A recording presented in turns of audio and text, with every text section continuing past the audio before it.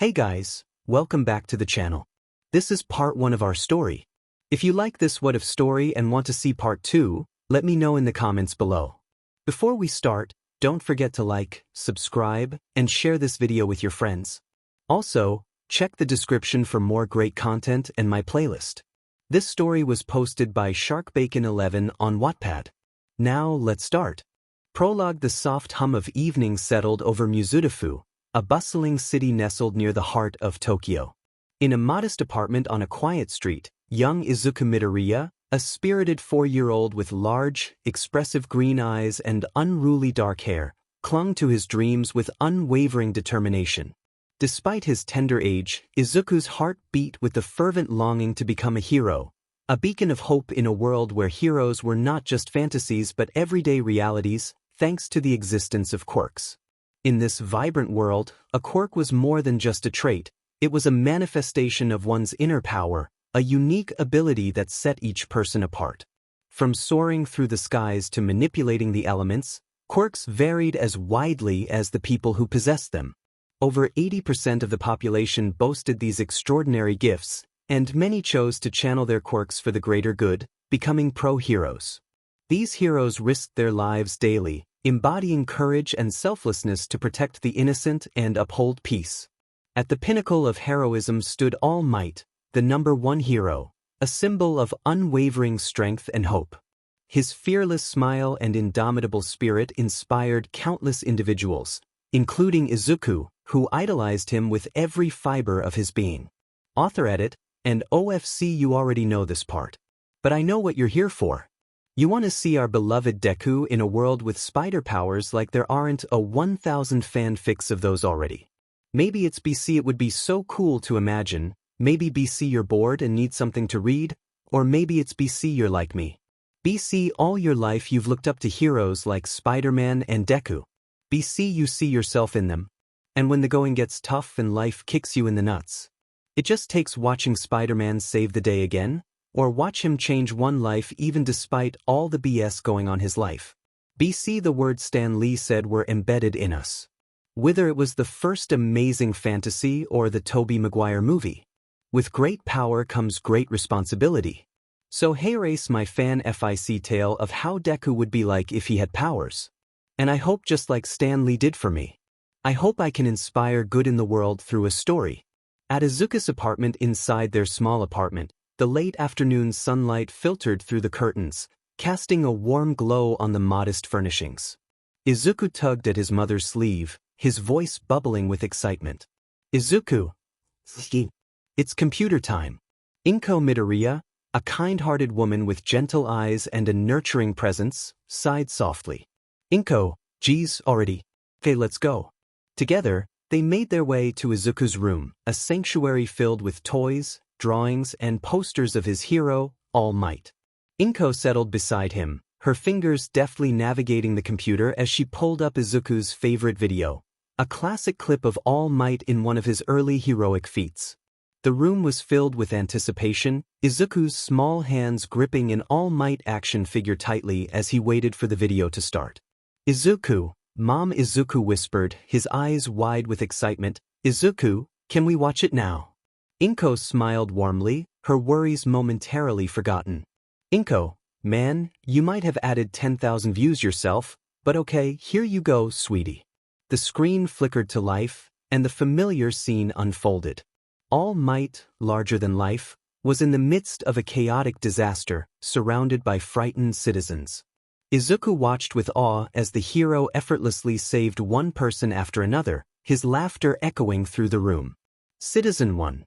This guy has already saved 100 people. Citizen 2. This is amazing. How is he doing this? All Might laughs heartily, ha. Citizen 3. Look, he's got more. With unparalleled strength, All Might stepped onto the roof of a teetering bus, effortlessly carrying 7 people on his back and 4 more in his hands. His voice boomed with confidence and reassurance, his smile a beacon of hope amidst the chaos. All Might, fear not, citizens, for hope has arrived. Izuku's eyes sparkled with admiration, his young mind absorbing every word, every gesture. To him, All Might was not just a hero on the screen. He was the embodiment of everything Izuku aspired to be.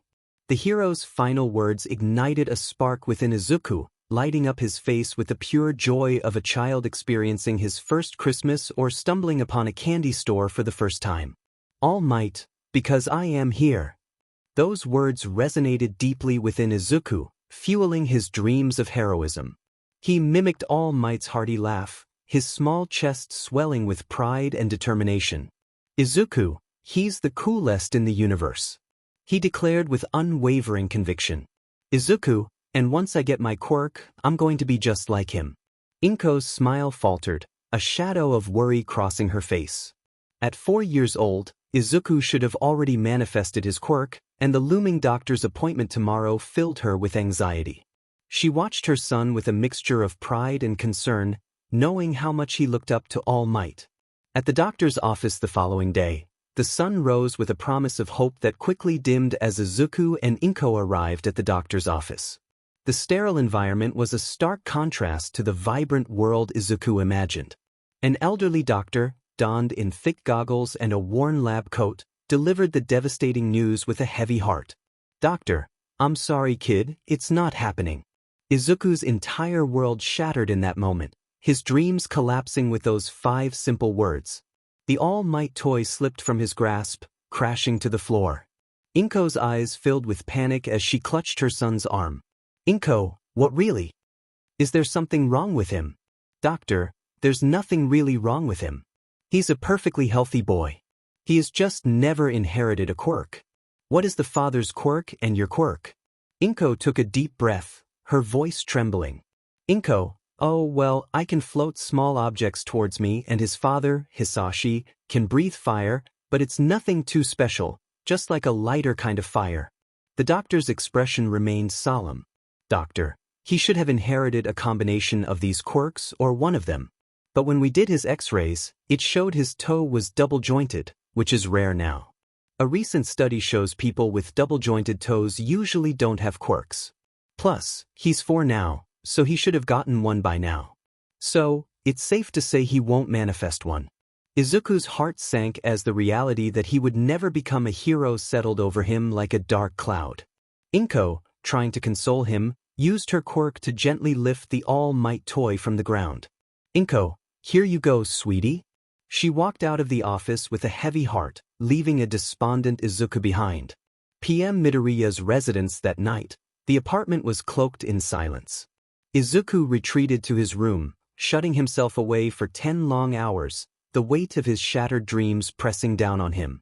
The clock ticked relentlessly towards 9 p.m. when Hisashi Midoriya, Izuku's father, returned home. Hisashi, a tall man with a rugged appearance softened by kind eyes, greeted his son with a warm smile. His casual clothes contrasted with his former life in the military and his current work with an ambulance company, roles he embraced to help others in his own way. "Hisashi, honey, I'm home from work." 𝐻𝐿𝐴 stood at the doorway, holding a plate of food for dinner. She approached Hisashi, her face etched with concern. "Hisashi, hey, honey, how was the doctor's appointment?" 𝐻𝐿𝐴's voice quivered as she replied. "𝐻𝐿𝐴, Izuku. He doesn't have a quirk. He's officially diagnosed as quirkless." The news hit Hisashi like a punch to the gut. He turned to look at the door, hearing the faint sound of All Might's voice from the video still playing inside Izuku's room.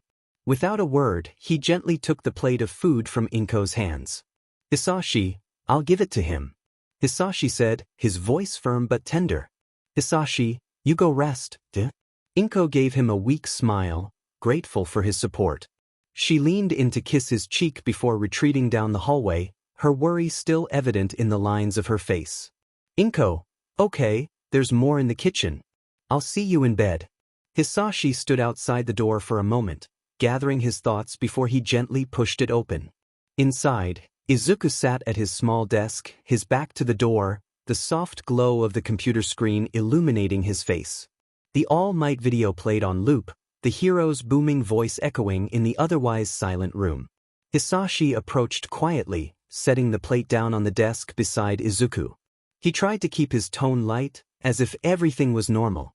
"Hisashi, here kid. Mom made some dinner. You haven't eaten anything since you got back, right?" I know steak and mashed potatoes isn't your favorite, but you get what you get, right? I can add some cheese and ketchup if you like. The room remained silent, the only sound the distant laughter of All Might on the screen.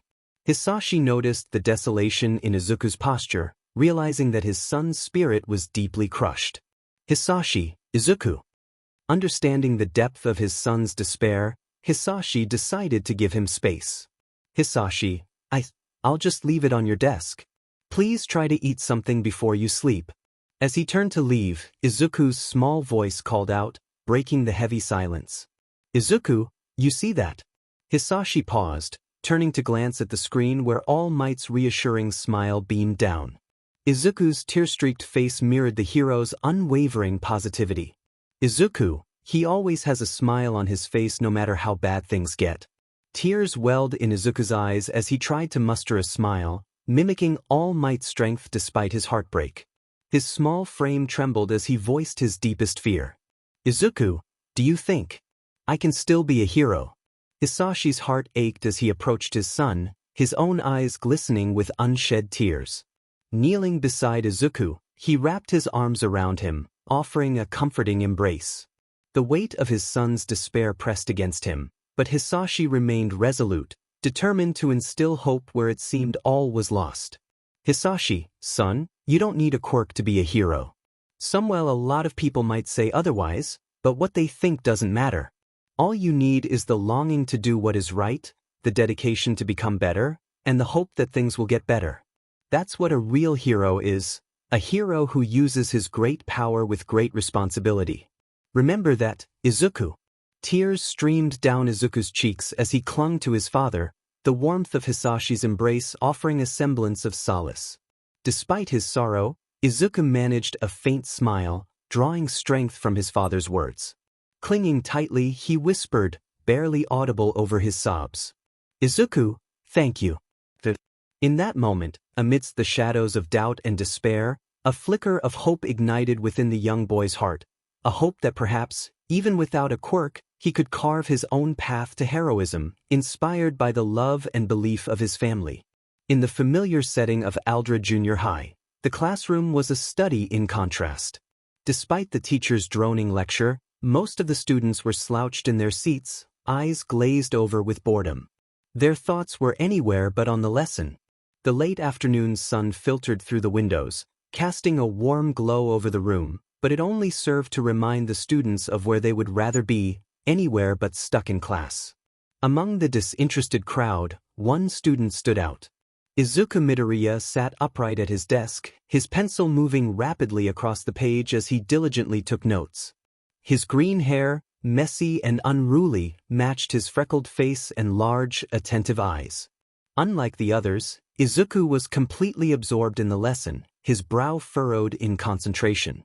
His small, slender frame seemed to shrink under the weight of his own intensity. To most of his classmates, Izuku was just the quiet, quirkless kid, but beneath his timid exterior, he was a star student, a genius who approached every class with a fierce dedication that few could match. The teacher, a middle-aged man with thinning hair and a tired expression, sighed as he glanced at his students, knowing full well that most of them weren't paying attention. He shuffled through a stack of papers on his desk and then looked up with a faint smile. Teacher, alright, class.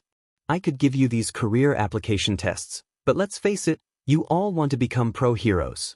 At once, the room erupted in cheers. The students eagerly showed off their quirks, filling the classroom with displays of flame, light, and energy. Sparks flew, shadows danced, and the air hummed with the sound of power being unleashed.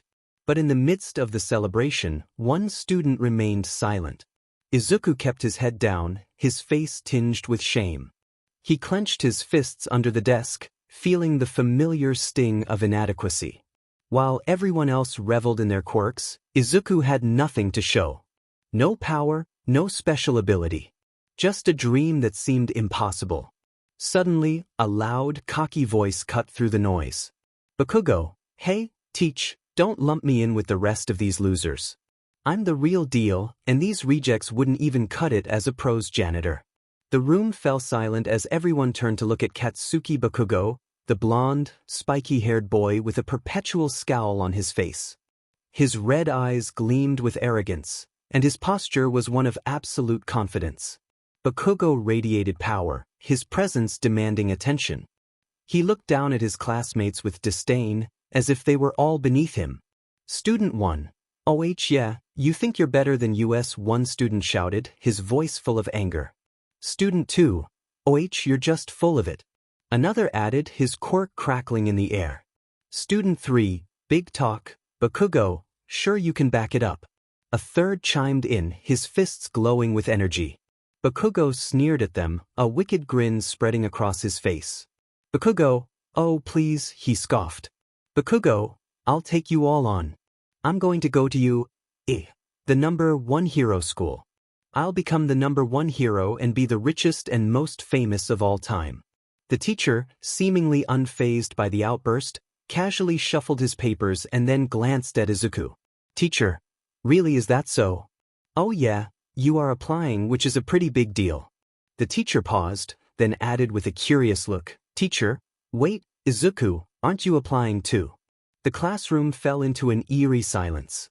All eyes turned to Izuku, who felt his heart skip a beat. Even 𝐒𝐮𝐻𝐽 looked surprised, his eyes narrowing as he stared at Izuku. Then, as if on cue, the room erupted into laughter. Student 1. "Really, Izuku? But he's just a quirkless loser." One student sneered, pointing at him. Student 2. "He'll never make it, he doesn't even have a quirk." Another mocked, doubling over with laughter. Izuku getting up from his desk and trying to defend himself from his classmates. "Izuku, actually they just open applications for quirkless students. And support gear has become really advanced. So I could be."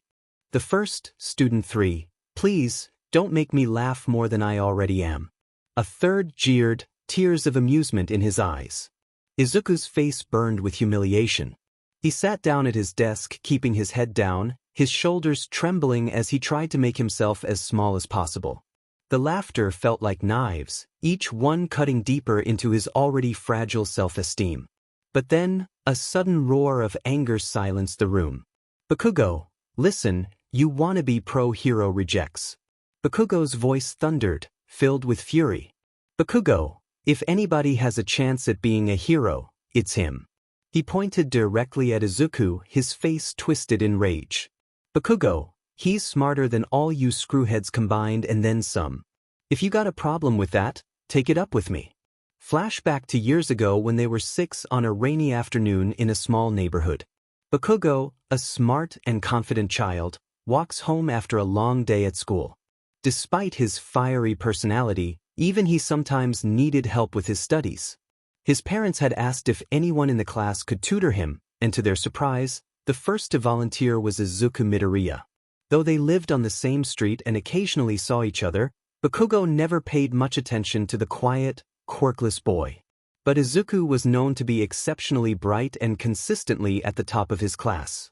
The teachers often praised him, though he never basked in the spotlight. Izuku mostly kept to himself, a result of being teased and bullied for being quirkless. Yet, despite all this, Izuku admired 𝐒𝐮𝐻𝐽 from afar, fascinated by his fearlessness and powerful quirk. One rainy day, as 𝐒𝐻𝐽 was heading home, he noticed a commotion ahead. 3 kids were ganging up on Izuku, pushing him around and hurling insults. Without hesitation, 𝐒𝐻𝐽 sprinted toward them, anger boiling inside him. "𝐒𝐻𝐽, get away from him, idiots." 𝐒𝐻𝐽's right hook connected with the face of the first kid, sending him stumbling back. Kid 1. What the heck? 𝐒𝐻𝐽, I said back off. Kid 2. Stay out of this if you know what's good for you. Kid 3. Yeah, this quirkless loser needs to learn his place. Before the third kid could finish, 𝐒𝐻𝐽 unleashed an explosive punch to his stomach, knocking the wind out of him. However, the second kid retaliated by landing a punch on 𝐒𝐻𝐽's face, leaving a nasty bruise on his cheek. "Izuku, stop it. You're hurting him." Izuku, seeing his friend hurt, felt a surge of courage and threw a punch at the second kid, but it barely fazed him. The bully retaliated by throwing Izuku into a wall, causing him to hit his head hard. Izuku collapsed to the ground, motionless. Panic spread among the bullies. Kid 1. Oh God, he's not moving. Kid 3, holy CRP. Did you kill him? Kid 2, no I didn't. Let's get out of here. The bullies fled, leaving Bakugo alone with the unconscious Izuku. Bakugo, that's right, you better run. Bakugo's triumph quickly turned to dread as he saw Izuku lying on the ground, bleeding from the head. He rushed to Izuku's side, gently slapping his face to wake him up. Bakugo, oh no, Izuku, wake up. Come on, wake up. Izuku remained unresponsive, but Bakugo could hear faint breathing and a weak heartbeat. Relief washed over him. Bakugo, thank God. He's still breathing.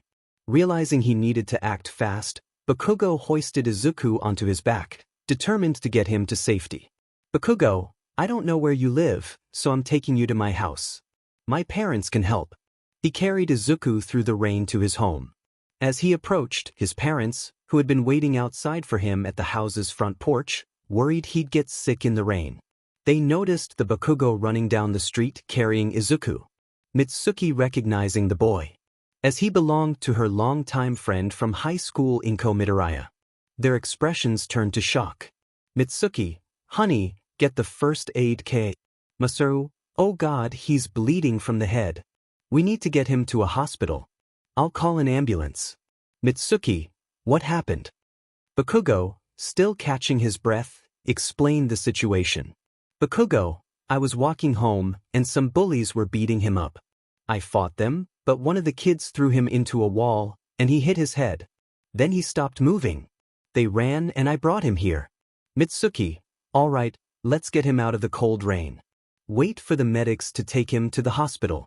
Bakugo, run to his house and get his parents. It's 10 houses down, apartment go.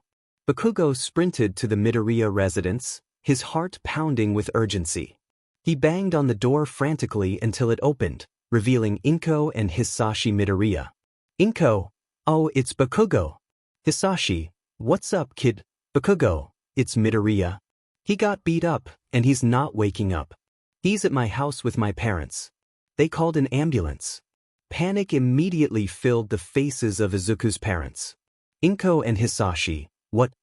Hisashi, Inko, I'm gonna run over to Mitsuki's. Get there before the medics and catch a ride with him. Inko, you have his medical history right? Hisashi, yes I got it. Just stay here and I'll call you with updates. Hisashi grabbed his coat, keys, phone and wallet, immediately rushing out of the house. He noticed the boy Bakugo soaking wet in the rain and knew he didn't have time to watch him too. So he gave him a job to do. Hisashi, take it, stay with Inko. I'm going to your house to help. Bakugo, Hisashi, stay with her. Inko fell to her knees, tears streaming down her face. Inko, oh no, please no. Let him be okay. Please let him be okay. He's my everything. Please, please let my baby be okay. Bakugo, unsure of how to comfort her, gently took her hand and led her to the couch. He handed her a blanket and some tissues, but it did little to ease her overwhelming worry. Inko, why does this happen? What did he do to deserve this? Bakugo hesitated, then spoke up softly. A child learning how to reassure and show empathy. Bakugo, he's going to be okay. He's surprisingly tough. Inko, what do you mean? Bakugo, when one of the kids hit me, he hit back and tried to defend me. But he got hurt because of it. Inko, why you tried to help him? Bakugo was taken aback by her surprise, realizing that she was grateful someone had stood up for Izuku. Inko suddenly hugged him tightly, her gratitude pouring out through her tears. Inko, so, why you? Bakugo was taken aback with the hug. Bakugo was, you could say, spoiled in a sense. He had parents who gave everything he wanted. He had all the necessities to do anything he wants growing up. He was a natural at almost anything. Then when he was 4 and finally got his quirk. Now having an incredible gift to create explosions from his hand. Constantly praised for things. Completely out of his control. Bakugo only being along for the ride. As much as situation has inflated the young boy's ego. There was always something missing with himself that he never understood what it was. But when someone on their knees had thanked them with genuine gratitude not for his abilities and gifts in life, but his actions, he felt pride. However, as he felt that pride, he felt shame. Knowing it was coming from a woman who is scared for her son who is hurt because he wasn't strong enough to help. Trying to push that feeling away. Later, after what felt like hours, 𝐾𝐮𝐭𝐡𝐨𝐫 fell asleep on the couch, exhausted from crying. 𝐾𝐮𝐭𝐡𝐨𝐫 gently covered her with another blanket before exploring the apartment home. He found Izuku's room, filled with All Might memorabilia, posters, action figures, pillows, and more. It was clear that Izuku idolized All Might on a whole new level. 𝐾𝐮𝐭𝐡𝐨𝐫, man, and I thought I was a fanboy. The door creaked open, and 𝐾𝐮𝐭𝐡𝐨𝐫 turned to see 𝐬𝐵 carrying a sleeping Izuku, now bandaged on the head. 𝐬𝐵 gently placed Izuku in his bed and then turned to 𝐾𝐮𝐭𝐡𝐨𝐫 with a grateful expression. 𝐬𝐵, thank you for staying with 𝐾𝐮𝐭𝐡𝐨𝐫. I know how scary all of that must have been. But I know my wife was the most scared of all. So thank you for keeping her company. 𝐾𝐮𝐭𝐡𝐨𝐫 once again felt that same feeling in his chest that lifted him up. It was so unfamiliar and foreign that he didn't know what it was or what to do with it. Especially when he still felt guilty about what happened to Izuku. Simply dodging the gratitude. 𝐾𝐮𝐭𝐡𝐨𝐫, no worries, Mr. Midoriya. It's the least I can do. He got hurt because of me. 𝐬𝐵, that's not true. Izuku told me what happened in the... 𝐾𝐮𝐭𝐡𝐨𝐫 had cut off 𝐬𝐵, anxiously wondering if Izuku was gonna be fine. 𝐾𝐮𝐭𝐡𝐨𝐫, is his head gonna be okay? He got hit pretty hard. 𝐬𝐵, they did a scan of his head. His head and brain is gonna be fine. Just needs time to heal. Why do you think it was your fault? 𝐬𝐵 had crouched down towards 𝐾𝐮𝐿's eye level as he talked to him. 𝐾𝐮𝐿, I tried to step in and help, but I failed. I thought I could beat those kids up. I was wrong. 𝐬𝐵, you didn't hit my son. In fact, you tried to help him. I don't blame you. You did your best, Katsuki. You're a good kid. Be proud of that. Once again, 𝐾𝐮𝐭𝐡𝐨𝐫 wasn't used to this kind of praise. This attention to his actions. He almost wished they would praise his quirk again so he could be his usual boastful self, knowing that's at the least familiar. So he tried to dodge the compliment with a question. 𝐾𝐮𝐭𝐡𝐨𝐫, he really likes All Might. 𝐬𝐵, with a knowing smile, asked 𝐾𝐮𝐭𝐡𝐨𝐫, feeling a kinship with the kid. Like he was missing something and 𝐬𝐵 could help with that. The man couldn't name what it was. But he knew he had to try to get through to this boy. 𝐬𝐵, is that a bad thing? 𝐾𝐮𝐭𝐡𝐨𝐫, no. I do too. Not this much. 𝐬𝐵 looked around his room, admitting he may spoil Izuku a bit with the All Might merchandise. However, he also knows it's one of the only things that cheer Izuku up after days like today. And he has. A lot of days like today. 𝐬𝐵, well, he wants to be a hero and idolizes him. And with all the people he saved, who can blame him for wanting to be just like him? 𝐾𝐮𝐿 looked puzzled, remembering what the bullies had said. 𝐾𝐮𝐿, isn't he quirkless? If he is, then how can he become a hero? 𝐬𝐵 tried his best to speak from the heart. He didn't know it, but his words would affect 𝐾𝐮𝐿 for the rest of his life. 𝐬𝐵, Katsuki, you don't need a quirk to be a hero. All it takes is the longing to do what's right and to use the power you have with responsibility. Sure, in a lot of cases that means our quirks. But it's our own actions that make us who we are. It's not just your quirk that makes you who you are. It's what you choose to do with it. Today, you showed that you're strong.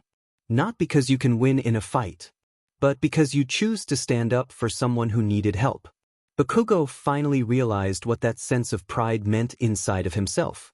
His whole life being praised for things handed and gifted to him suddenly didn't matter. He now had a new pride in his actions and what he can accomplish on his own. 𝐬𝐵, I am grateful to you, Katsuki. Izuku doesn't have a lot of friends.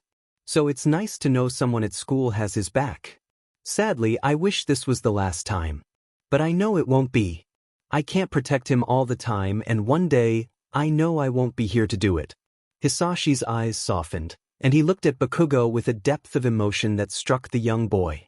𝐬𝐵, I know this may be asking a lot of you, but could you protect him when I'm not there? Promise me you'll be a good friend and look out for him. Keep making good choices. 𝐾𝐮𝐿 was awestruck that someone would ask him, of all people, to take on such a responsibility. But for the first time, he felt proud of something more than just his abilities. He felt proud of his actions, of being trusted with something so important. No longer being a boy who had everything with no purpose. Now having a step in the right direction.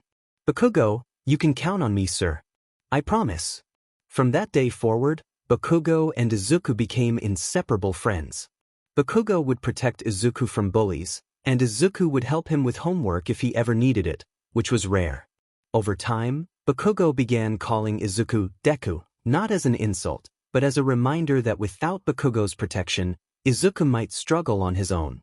But to 𝐻𝐿𝐻, Deku also became a term of endearment, representing the bond they shared. Back to the present, the late afternoon sun cast long shadows across the quiet streets as Izuku Midoriya and Katsuki 𝐻𝐿𝐻 walked side by side. The air was crisp, carrying the scent of blooming flowers from nearby gardens. Despite the calm of the evening, there was an undercurrent of tension between the two, as their thoughts raced with the uncertainties of the future.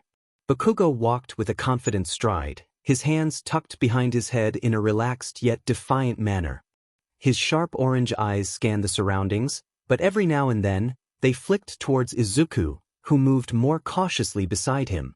Izuku's arms were tightly wrapped around the straps of his backpack, his posture slightly hunched, a mix of nerves and determination etched on his face. Breaking the silence, 𝐻𝐿𝐻 glanced sideways at Izuku. 𝐻𝐿𝐻, hey, Deku. You okay? Izuku nodded, offering a small smile that didn't quite reach his eyes. Izuku, yeah, I'm fine. Just thinking about today. I mean, you know how it is with the other kids at school. His voice was steady, but there was a trace of weariness in it that 𝐻𝐿𝐻 didn't miss. 𝐻𝐿𝐻 let out a soft tch, the sound rumbling from his chest. 𝐻𝐿𝐻, he thought so. Just let me worry about those guys, alright? Izuku, I know I shouldn't rely on you so much with that stuff, but I also know I probably wouldn't still be here if it wasn't for you. So thanks, 𝐀𝐮𝐭𝐡𝐨𝐫.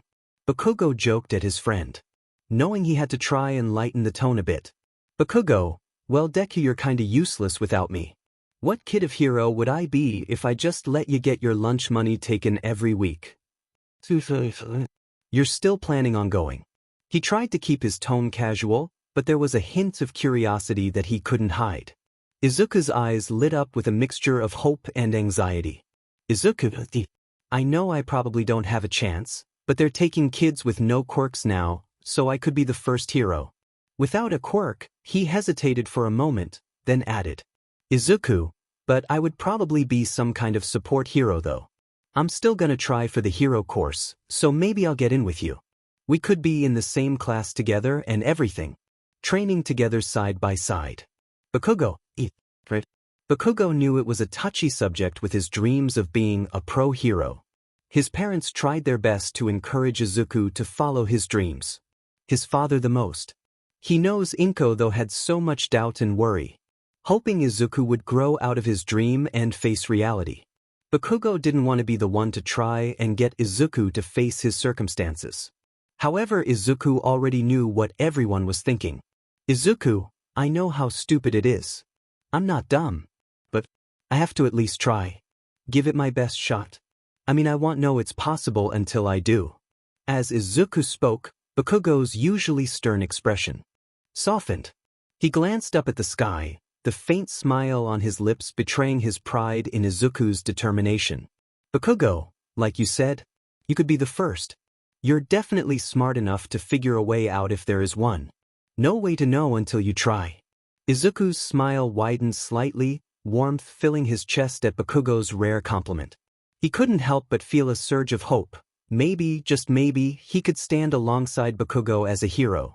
But the lingering doubt gnawed at him. Would his efforts really be enough in a world where quirks defined everything? They continued walking, their houses a short distance apart. The familiarity of the neighborhood provided a sense of comfort amidst their dreams and fears. As they approached a familiar intersection, Izuku hesitated before bringing up the next topic, a subject that had been on his mind all day. Izuku, so, are you excited for the field trip, 𝐀𝐮𝐭𝐡𝐨𝐫?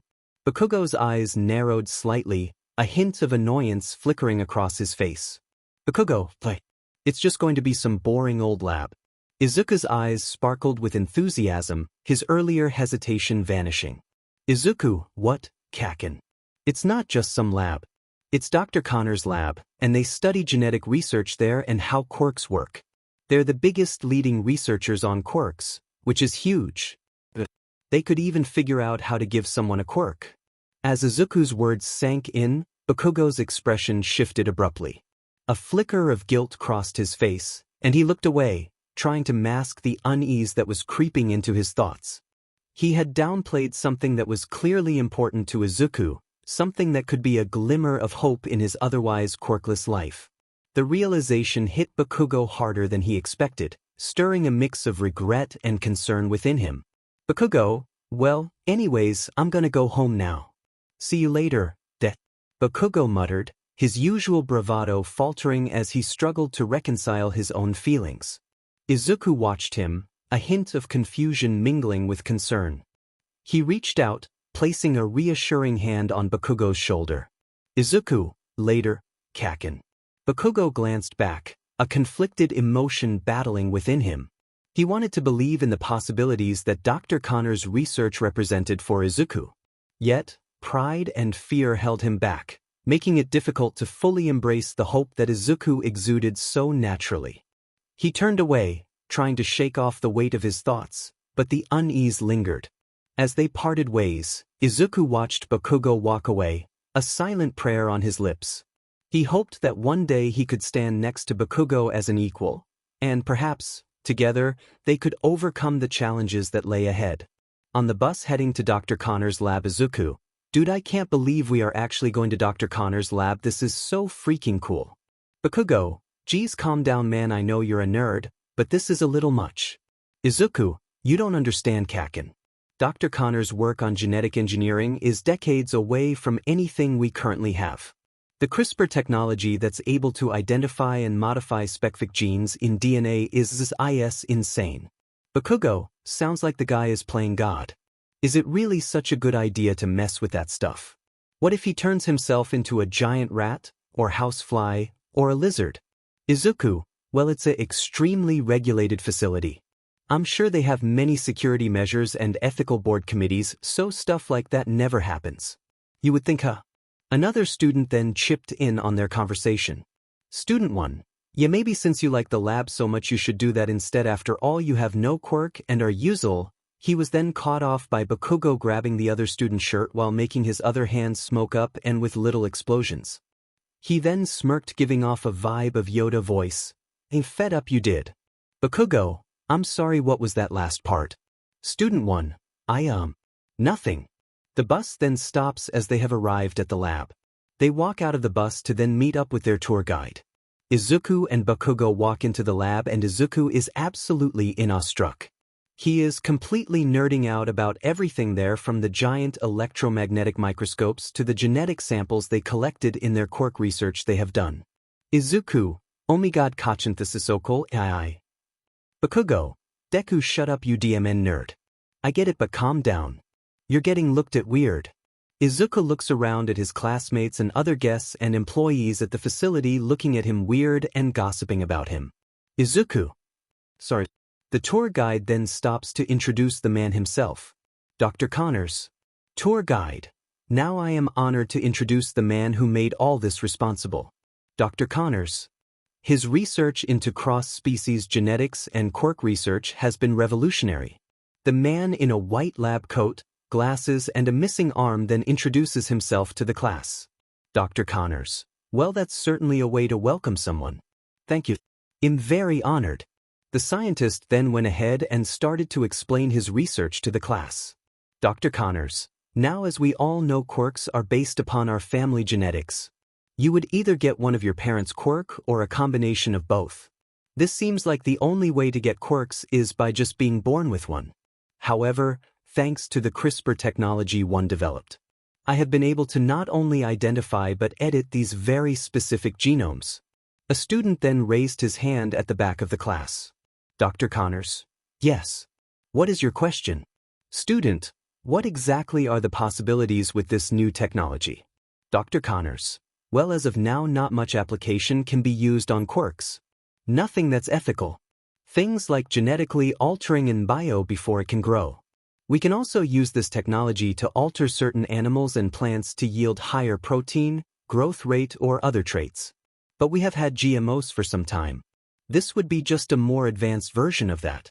Another student then raised their hand. This time a girl. Student, what about altering someone past the 𝐴𝐵 stage? Like an adult? Dr. 𝐶𝐮𝐬𝐬𝐻, well, don't you have an active imagination? Well, if you must know. Right now that technology is not available. However, there are two ways you could try and make possible what you hope. Dr. 𝐶𝐮𝐬𝐻 then kept on explaining, walking over to a hologram presentation showing a sequence of DNA. Dr. 𝐶𝐮𝐬𝐻, when DNA is exposed to large doses of radiation, it causes mutations to occur. So technically, if you exposed an organism to doses of radiation, a mutation that gives someone the ability to heal rapidly or to lift cars over their heads is possible. However, the more probable outcome are cancers.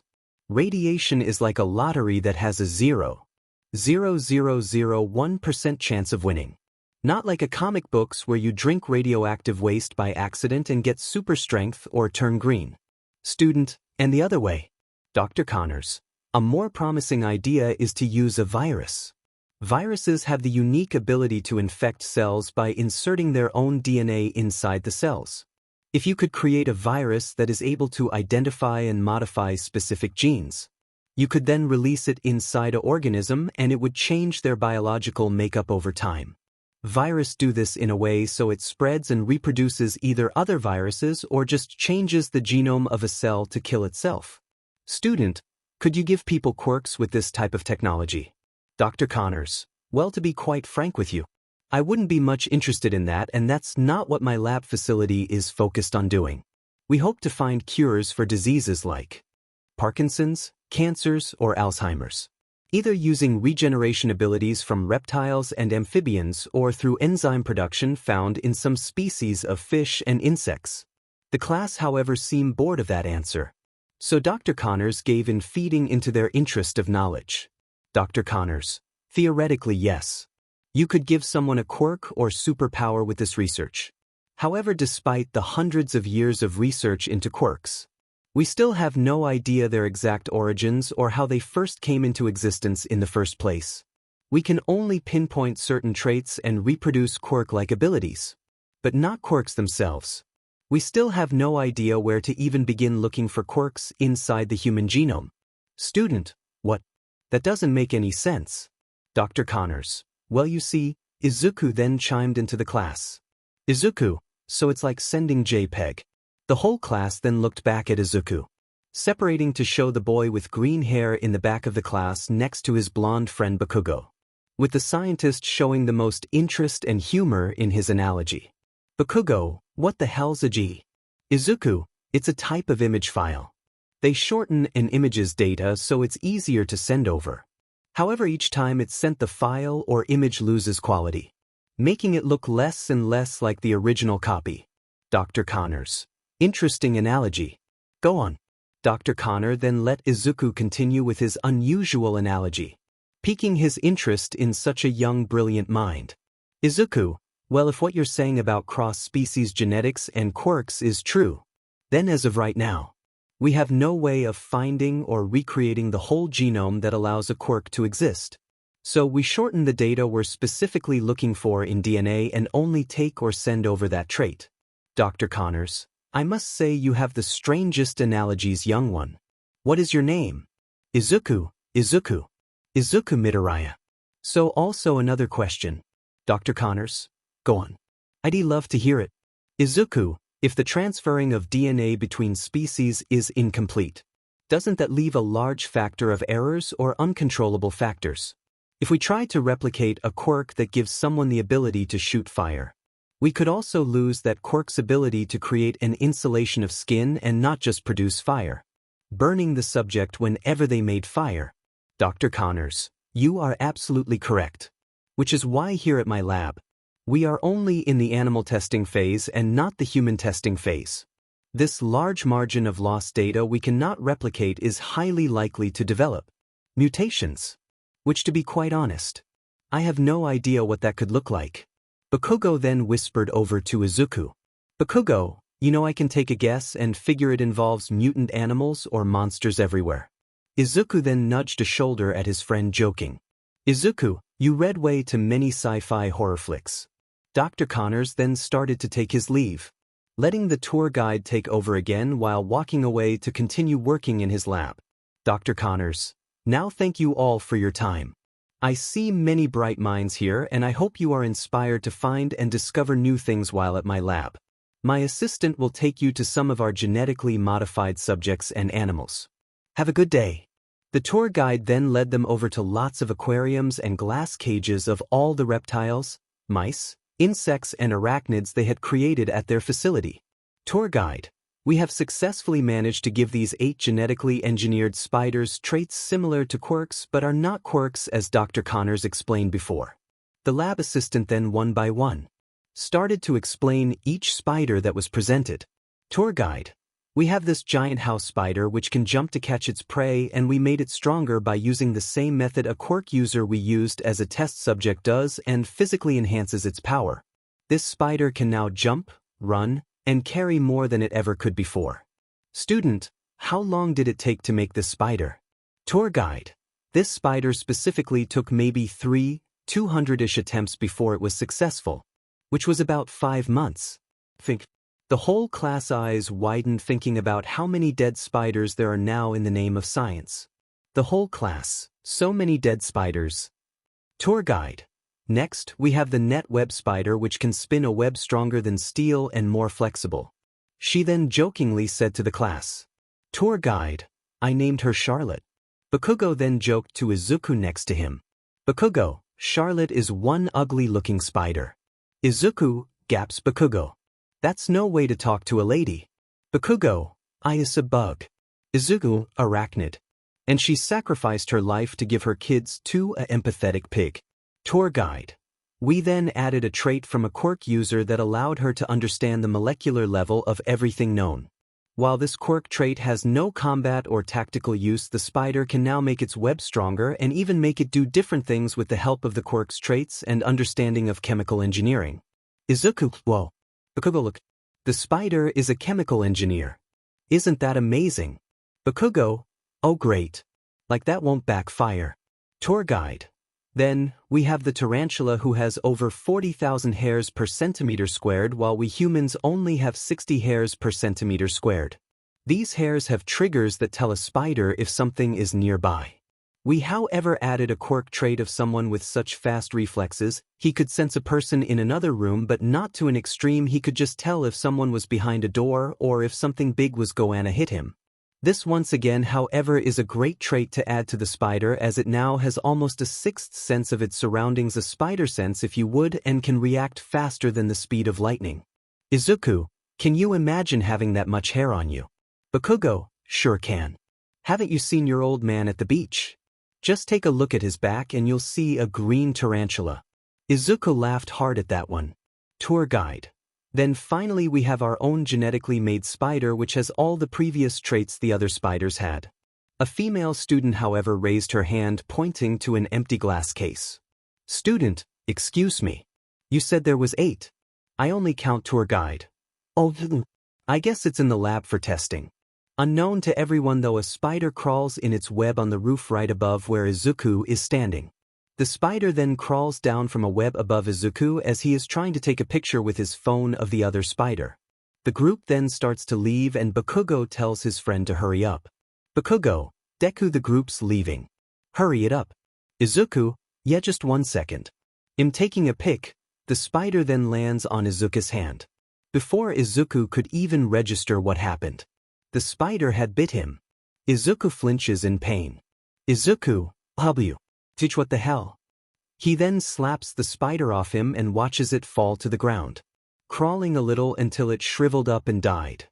He then looks at his hand with the nasty bite and he keeps walking towards Bakugo and the rest of the group. Bakugo, hey, are you okay? Izuku, yeah, I'm fine. Something bit me. Bakugo, what was it? Izuku, I don't know. I didn't even get a good look at it. Izuku's head, was it a spider? Izuku and Bakugo along with the rest of the class went on with the tour, eventually leaving Dr. Connor's research facility and heading back to school on the bus, with Izuku slowly dozing off to sleep feeling unwell. Unknown to Izuku. Inside his body, a virus inside the spider's venom was unleashed upon his physiology, rewriting his DNA, creating new cells, and changing his very physiology. At Midoriya's apartment, Izuku walks into the apartment door to his parents in the kitchen cooking ramen. Hisashi, hey Kido, how was the field trip? His father had a smile, excited to hear about the field trip his son kept going on and on about. Izuku, it was good, but I think I'm just going to go to bed. Izuku's parents then looked at him worried and with a concerned look on their face. Inko, are you sure? We just made dinner. Hisashi, you okay there, bud? You're looking a little sick. Izuku, yeah, I'm fine. Everything's fine. I'm just really tired is all. Inko, well alright. Good night, son. Izuku, good night. Inko then looks at Hisashi and asks him with a confused tone. Inko, what was all that about? Hisashi, he's probably just tired from the trip. Let him get some rest and I'm sure he'll be fine in the morning. Inko, such a manly answer. Sleep it off, he says. Inko then playfully put her hand to her head, dramatically imitating her husband. Inko, yet when you're sick you're just, oh poor me. I feel as if I'm going to die. Please nurse Inko. Won't you heal me back to health? Hisashi then poked his wife in the side, teasing her, and she giggled back in response, flicking a noodle at him cutely. Hisashi just let it hit his face and slurped it up, making the happily married women laugh. In Izuku's room, Izuku is in his room, which is still filled to the brim with All Might merchandise. He takes his shirt off and looks in his mirror. He sees a very skinny and scrawny boy, pale and sweaty from whatever is making him sick. He starts to walk to his bed but then begins to get dizzy. He falls onto the ground next to his bed. He then grabs a blanket and covers himself because he is cold and begins to pass out. Unknown to Izuku though is that his body is changing. In the middle of the night in Izuku's parents' room, both Hisashi and Inko sleep soundly next to each other. Inko wearing a sleep mask on her face and her husband having earplugs in. However, some pans getting knocked around with dishes suddenly wakes Inko up. Inko. She looks at the clock on her nightstand, seeing how late it was. Inko, it's 1 a.m. She tries to go back to sleep but is woken up again from sounds in the kitchen. Inko then grudgingly pulls her sleep mask off and gets out of bed to check on the noise. With her husband still sound asleep with ears plugs in. In the kitchen at night, Inko walks into the kitchen to see her son with a jar of peanut butter in his hand, jelly on his cheek, a knife in his mouth as he sucks on presumably peanut butter, an empty jar of pickles, an empty jug of milk, an empty Tupperware which had the leftover ramen they made yesterday, an empty box of cookies, several wrappers of hot dogs and mac and cheese empty. All while waiting on the microwave to cook a pizza. Inko, Izuku, Midoriya. Izuku froze and slowly turned to his mother, seeing her baggy eyes and in PJs. Izuku. Hey mom. Inko, what are you doing? But why are you eating everything? Izuku, I don't know. I just got so hungry all of a sudden. Like it won't stop. I'm just so hungry. After he had said that, the beeper suddenly went off on the microwave, making the son of Midoriya immediately open and devour the microwave pizza. With his father also walking in, seeing his son destroy a pizza fit for 3 people in 10 seconds. Hisashi, my god son, is there anything left? Izuku then quickly cleaned his mess up in the kitchen, feeling embarrassed at his sudden hunger fest. He then quickly kissed his mother on the cheek, saying good night, making them both notice how sweaty and pale he was. Izuku, good night mom. Kiss his cheek. Love you. Good night dad. Inko and Hisashi both looked at each other and then at their less trashed kitchen of pantry foods. Hisashi, maybe he has some growing pain going on. Calorie intake goes up when you hit PBR2I.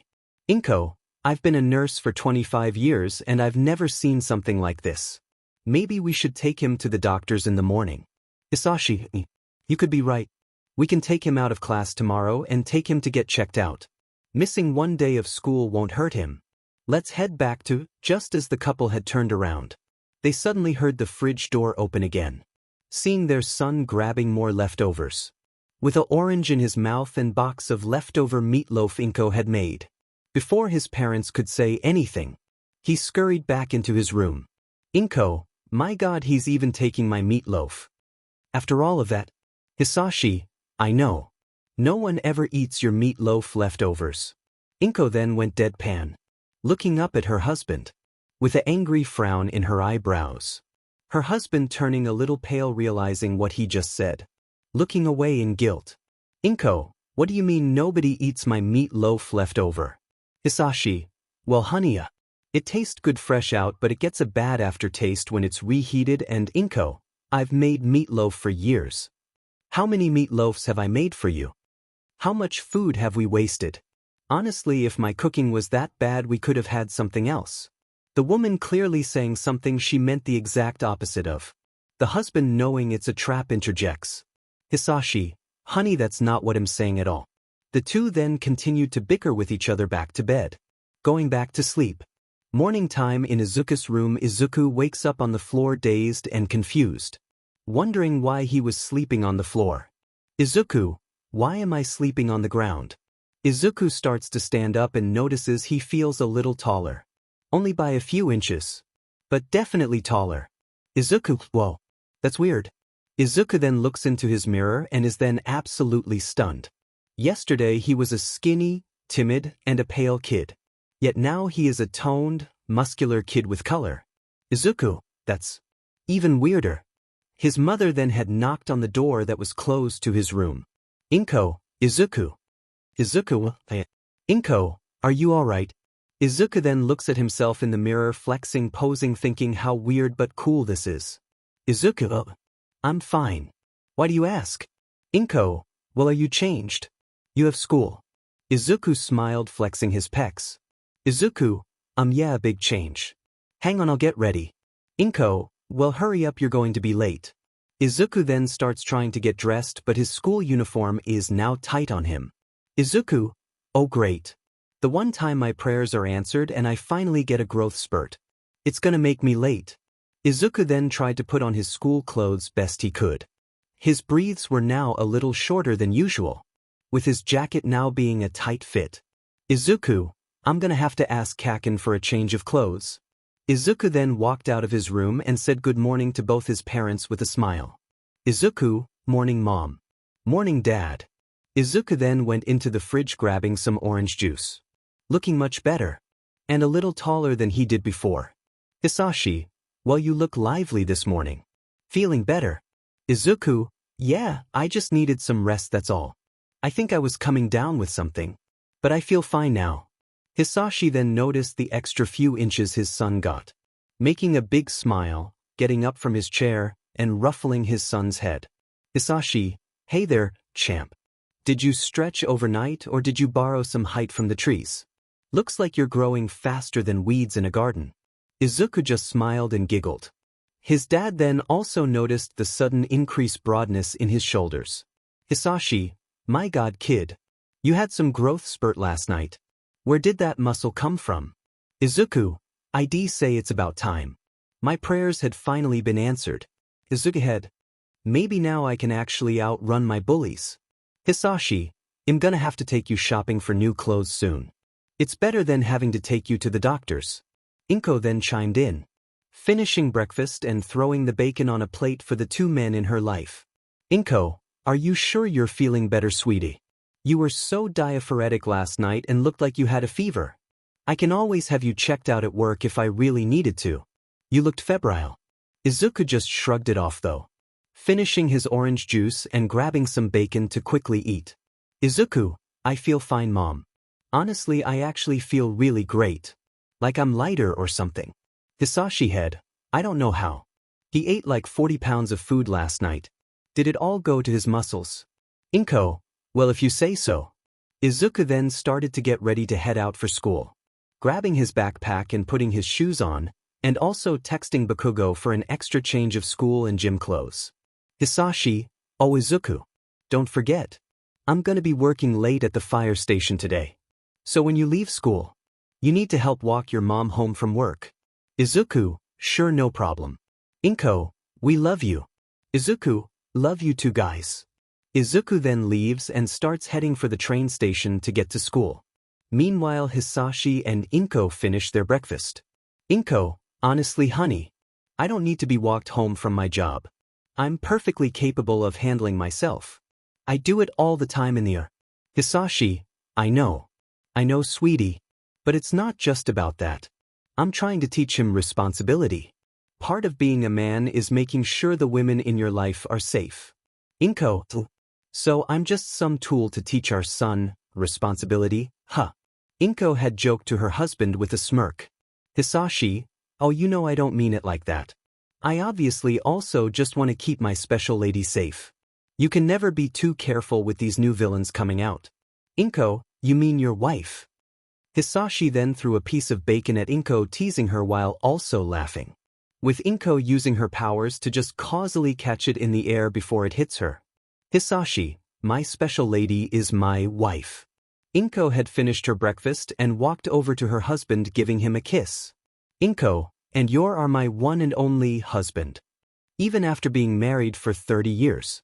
Since they were still two lovebirds hopelessly head over heels in love with each other. Never stopping from flirting and teasing each other. Later at the train station, Izuku was running late due to bad traffic, delaying the pedestrian stoplights. He was currently sprinting down the sidewalk into the station. Izuku's head, just my luck that I get stopped at every single crosswalk. Why didn't I just jaywalk? Izuku then just remembered a time he tried to jaywalk, but because of how unathletic and weak he was, he almost got ran over by cars speeding by. Izuku, alright. As Izuku was finally making it to the train, the doors started to close and began to depart. Announcer, Train 14 is now leaving Station Bravo. Izuku, 𝐻𝐿𝐮𝐬𝐿. Izuku then started to book it towards the train, running as fast as he could, not realizing that even when the train had passed 30 miles per hour, he was still catching up to the train. He then made a giant leap, eventually grabbing onto the railing of the back of the train. Izuku, I made it. Izuku then pulled himself up the railing to the back of the train. When he let go of the railing though, he noticed he bent the metal into the shape of his hand. Izuku. What the? Izuku looked at his hand surprised. Izuku head, I didn't even feel like I tried that hard to grab it. Before Izuku could give it any more thought, suddenly one of the employees of the train slammed the door open, looking at Izuku. He was an old man with the nose like a mole and big goggles letting him see. Train conductor, what the hell is the matter with you, kid? Izuku, I'm sorry. I was late and I know what I did was illegal, but I really didn't want to be late for school. Train conductor, forget illegal. It's dangerous, kid. I've been doing this for 30 years. You know how many people I seen miss that jump, get ran over, or even electrocuted by the rails? Quirk or no quirk, you could have really hurt yourself. Izuku then also began to think back now to the jump, realizing how fast he ran and how far he jumped to get on. Izuku's head, come to think of it, how did I make it on the train? Izuku then bowed down, apologizing profusely. Izuku, I'm so sorry. 𝐬𝐶𝐬𝐴. Train conductor, geesh kid, I get it. Look, I'm letting you off the hook because you're a kid. But don't do that again. Not being 20 minutes late to class ain't worth your life. Izuku, right? I promise. Izuku then heads inside the train, taking a seat, looking at his hand in curiosity. Izuku head, what is going on with my body? At the school cafeteria, Izuku sits across from Bakugo. Izuku holds a fork in his hand, eating a school lunch of mystery pizza, fruit cups, a cartoon of milk and peas. Meanwhile, Bakugo across from him is studying for a science test he has to pass. Izuku starts to explain and go on about what has happened to him recently. Izuku, I'm suddenly bigger, I ran like faster than I ever have. I literally jumped onto a train to get to school today. I don't know what's happening to me. Is my quirk finally happening? Bakugo though only half-heartedly listens, focused on studying for his test. Bakugo, Izuku looks deadpan at his friend. Izuku, you're not even listening to me, are you? Bakugo, nope. Trying to concentrate, you DMN nerd. So shut it and just eat already. We have gym next and you'll need the energy to dodge the bullies again. I'm pretty sure it's basketball today. So they're gonna try and hit you with the ball again, I'm sure. Izuku, don't remind me. What are you even studying for? You're passing all your classes. Bakugo, Yeah, but UA is a top elite schools. It's not just practical ability that gets you in. I have to make sure my grades are up too. Don't want to take any chances, so I'm making sure I have as many A's as possible before the school year ends. Maybe bring my GPA up. 𝐻𝐿𝐴 then hands Izuku a notebook asking a question.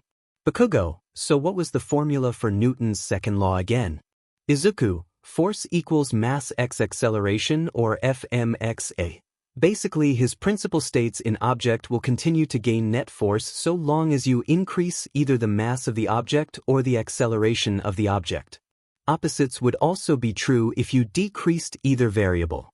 𝐻𝐿𝐴, could you give an example? Izuku then picked up his pea from his lunch, explaining science like the nerd he is. Izuku, if I threw this pea at you really hard at like Mach, the pea would generate a massive amount of force. However, if I just threw the pea at you like this. Izuku then demonstrated throwing a pea into 𝐻𝐿𝐴's face, bouncing off his expressionless face. Izuku, then there would be less force because it's not going as fast. But if I threw a basketball at you just as hard as I did with the pea, it would hurt more because it has more force. 𝐻𝐿𝐴, okay, I think I got it now. Thanks. Izuku had taken some bites out of his pizza, finishing it, while also eating the rest of his food. Izuku, okay. So can we talk about me for a second? I think my quirk is finally starting to manifest. 𝐻𝐿𝐴 just took a sigh, looking at his friend with some pity. Izuku looks at him with a hopeful smile. He tries to be supportive. However, as he applies for UA, he begins to realize that sheltering Izuku is not going to help him in the long run. So he tries to have a heart-to-heart with him. 𝐻𝐿𝐴, Midoriya, you're not getting a quirk. You only get a quirk before the age of your 11 years past that. Izuku, yeah, but there have been cases, 𝐻𝐿𝐴, of quirk users getting their quirks at the age of that had only happened 4 times though. Izuku, that, 𝐻𝐿𝐴 finished his sentence before he could. 𝐻𝐿𝐴, that we know of. So there's still a chance. I remember you telling me the same exact thing on your 11th birthday. Also when you cried on your 13th birthday when it didn't happen. Izuku then wiped his mouth with the napkin after finishing all of his food. Izuku, Kaken, I'm not crazy. I swear I'm changing. I mean, I even grew a couple inches and put on some muscles. 𝐻𝐿𝐴, you just finally hit a growth spurt. Plus you don't look that big. Izuku then pinched the clothes 𝐻𝐿𝐴 had given him. Izuku, that's just because I'm wearing an XL. A large used to look baggy on me last week. Plus what about me bending the metal railing on the train? Or me catching up to the freaking train? 𝐻𝐿𝐴, Deku, everyone has once in their life train jumped. Adrenaline is a hell of a motivator, and that railing was probably old and rusty. Just breathing on it could have bent it out of shape. 𝐻𝐿𝐴 started to pack his things up as Izuku gripped the napkin in his hand, frustrated, also leaning back on his other hand on the seat. 𝐻𝐿𝐴, sigh Midoriya. Maybe it's time you give up on trying be a pro hero.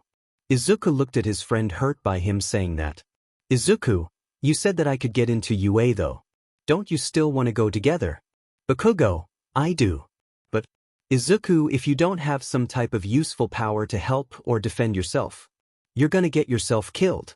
Izuku looked down, relaxing his fist, feeling hurt by his friend's words. 𝐻𝐿𝐴, UA does accept other students besides the hero course. You could try the support class. You're a genius. I know you could make something useful that could help people or save lives. There's even the business course. Izuku had his head down, letting his fluffy green hair cover his eyes. Izuku, I'll think about it. 𝐻𝐿𝐴, I'm gonna go now. I'll leave your gym clothes in your locker. See you soon. 𝐻𝐿𝐴 then finally left, leaving Izuku to think to himself as other students finished eating as well.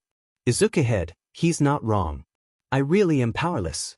How could I help or do anything without a quirk? Maybe I finally should give up being a pro hero. Izuku then let go of the napkin he had been using as a stress ball, at first just sticking to his hand. He then shook it again, trying to get it off. Still nothing. Izuku, come on. Izuku then shook it even more aggressively, widening his eyes at how sticky his hands were. Izuku, oh come on, the food wasn't that sticky and greasy. Izuku then tried to lift his other hand to rip the napkin off, only to realize his other hand is stuck on the bench seat. Izuku, what the? Seriously? Izuku then with the napkin hand grabbed his hand stuck on the bench and pulled as hard as he could, doing intervals of moving his hand off the table. Or trying to. Izuku's head. What is happening? Crack. Izuku then quickly fell onto his back on the bench seat, finally having his hand free from the bench but still a napkin stuck on the opposite. He looked at where his hand was, noticing a large handprint where it was stuck. Izuku head, oh shit. Izuku looked at his hand seeing the top layer of blue plastic stuck on his hand. Izuku head, 𝐶𝐻𝗃. Izuku then proceeded to leave his tray of food over the handprint on the bench, stuffing both his hands in his jacket and walking away from the crime scene. Izuku's head, I am not crazy. Something is happening to me. Inside the boys' gym locker, Izuku looks at himself shirtless inside one of the bathroom stalls for the locker room, examining his body once again in front of a mirror. Still having blue plastic stuck to his hand, he ripped off the bench and napkin he was using before. Izuku, okay. What's going on with me? Izuku starts to look at his eyes and pupils in the mirror. He lifts his arms up and does a turnaround in the mirror.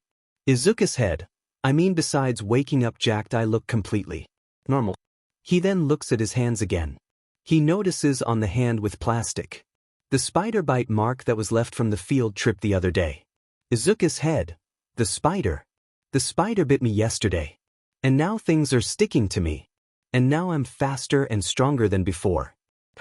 How is that possible? Izuku's brain then began to run through all the worst-case scenarios. Now knowing that it's not a quirk he has. It's a mutation he was given. Izuku's head, oh god. Oh god, oh god. This could be seriously bad. I could turn into a monster. Oh my god, 𝐀𝐮𝐭𝐡𝐨𝐫 even called it. I'm gonna turn into some spider monster. I need a doctor. I need like medical help. I have no idea what's going on inside me. I could have cancer. Oh my god, I am 15 and I have spider cancer. Izuku started to breath faster and started to freak out. He then put both of his hands on the sink looking down into the drain. Izuku's head, this can't be happening. I wanted a quirk. I never wanted this.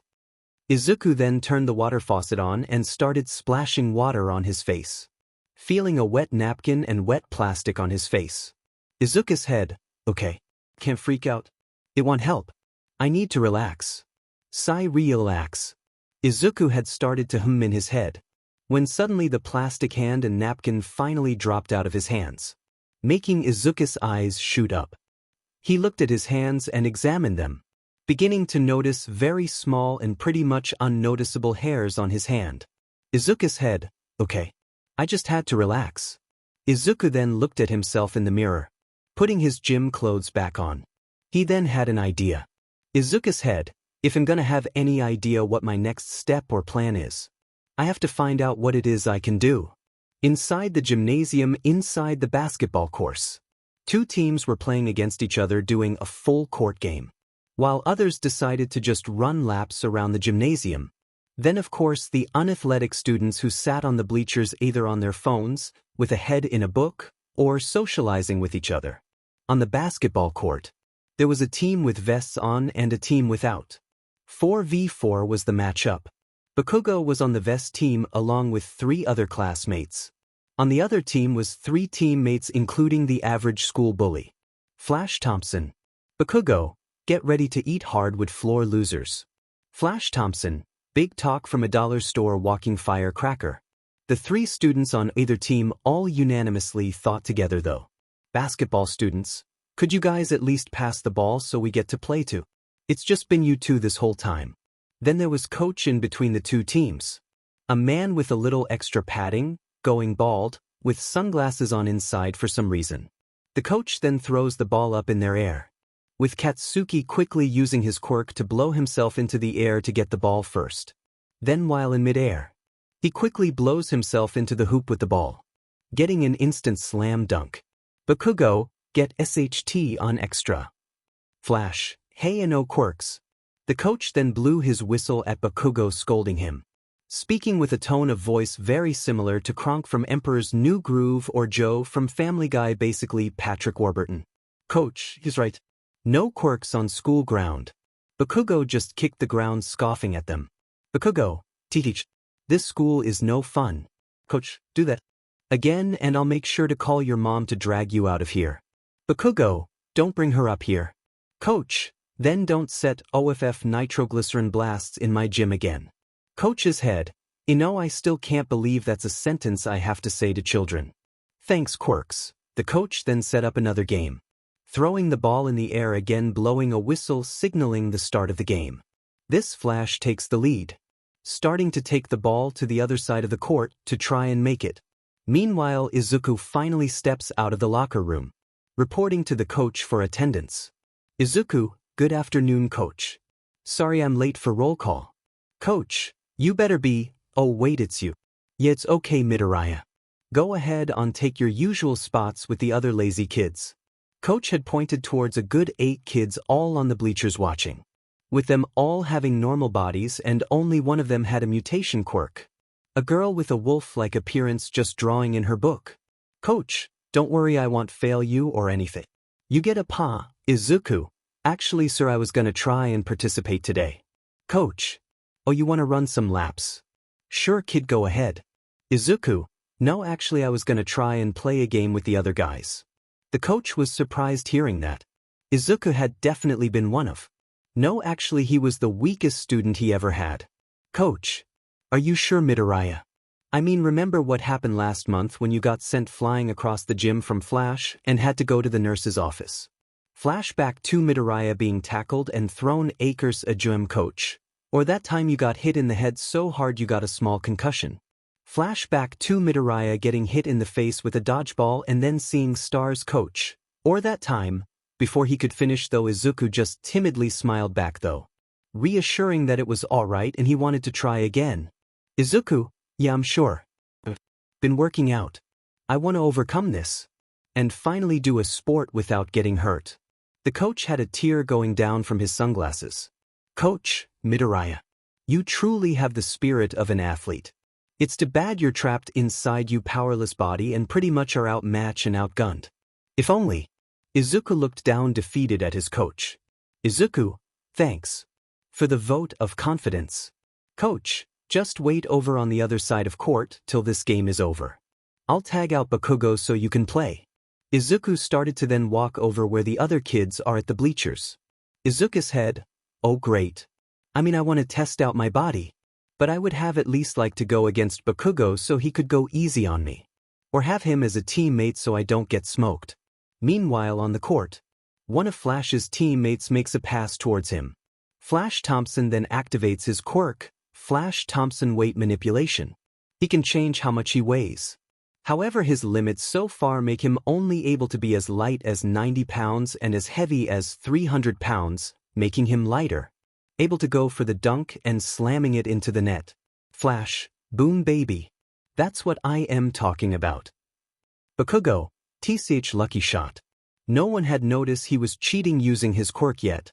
However, the ball had bounced away during the game, knocking one of the students' books, belonging to the Wolf Girl quirk user. Wolf Girl, you did that on purpose. You stupid JRK. Flash just snorted back though. Flash, no I didn't. But talk to me like that again and I'll hit you so hard they put a dog cone on you. The rest of the guys then continued on with their game. Meanwhile, Izuku starts to walk up to the Wolf Girl, waiting his turn to play. He did hear the words exchanged and made a smart comment. Izuku, that didn't even make any sense.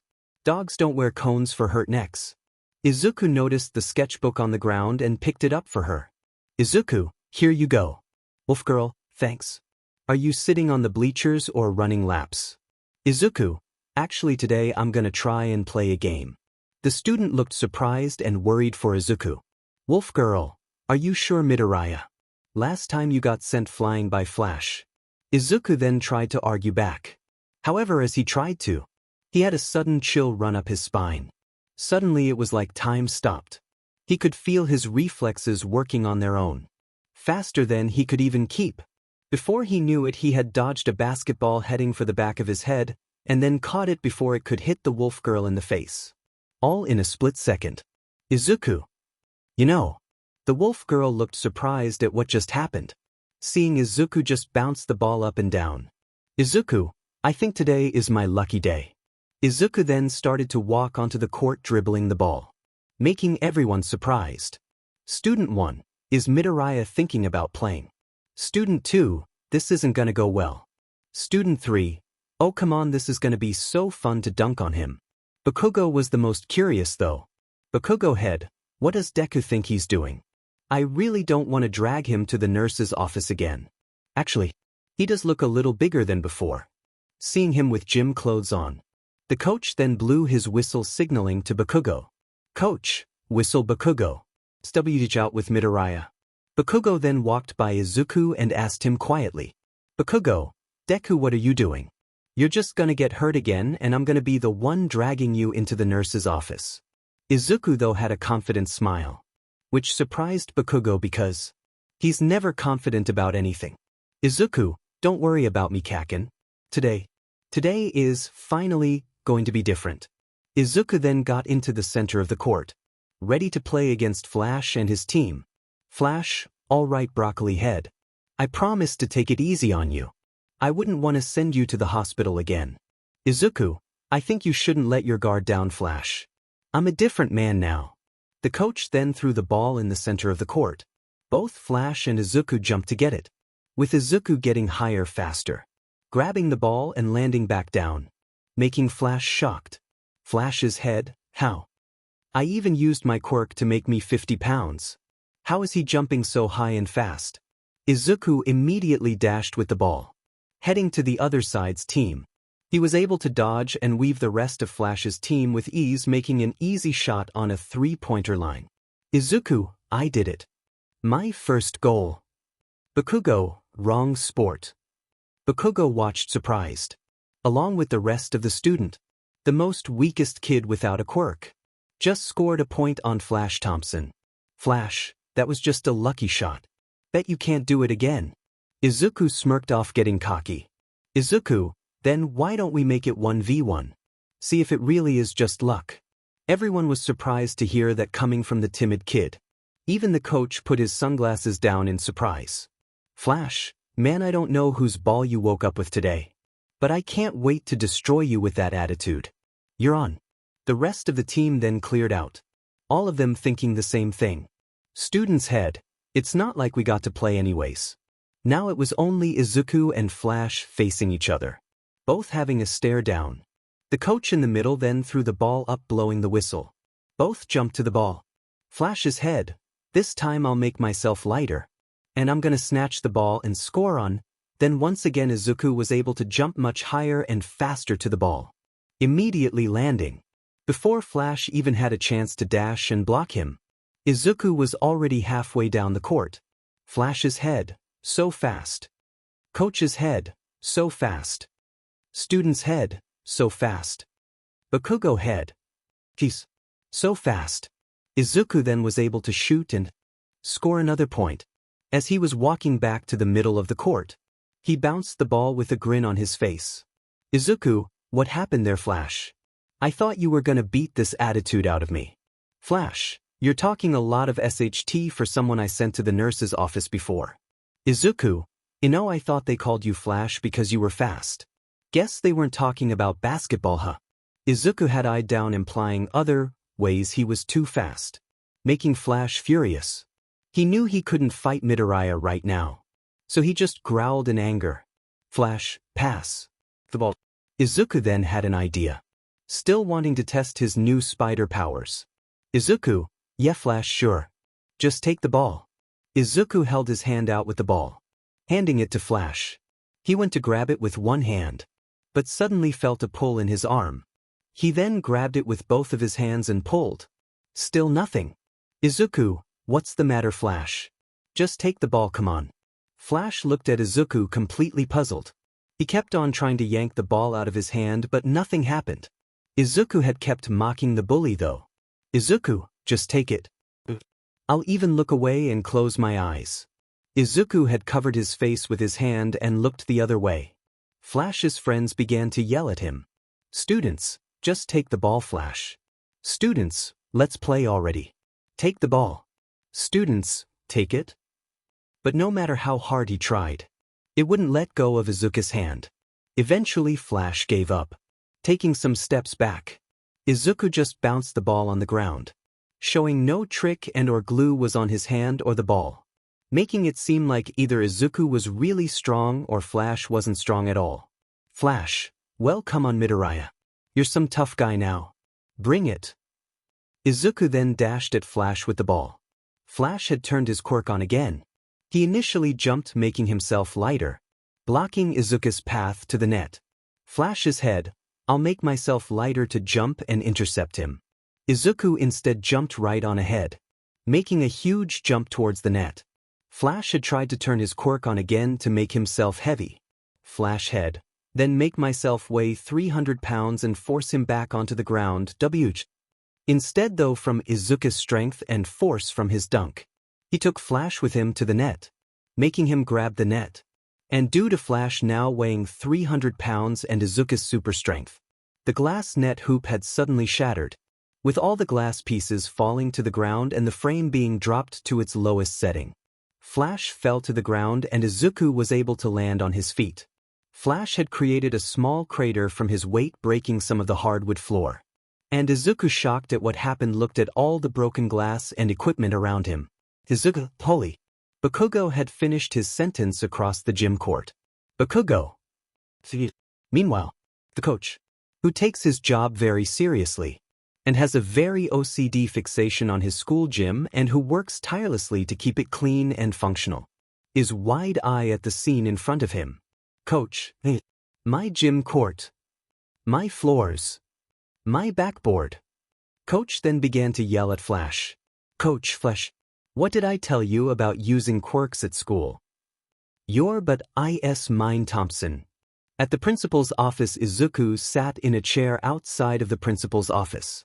Meanwhile, inside of the office itself, Izuku's father Hisashi was talking with the principal about what had happened. Hisashi, the whole hoop is broken. Principal, and the backboard. It's quite a surprise that it happened. Nobody got hurt, thankfully. Hisashi, so, am I going to have to pay for that?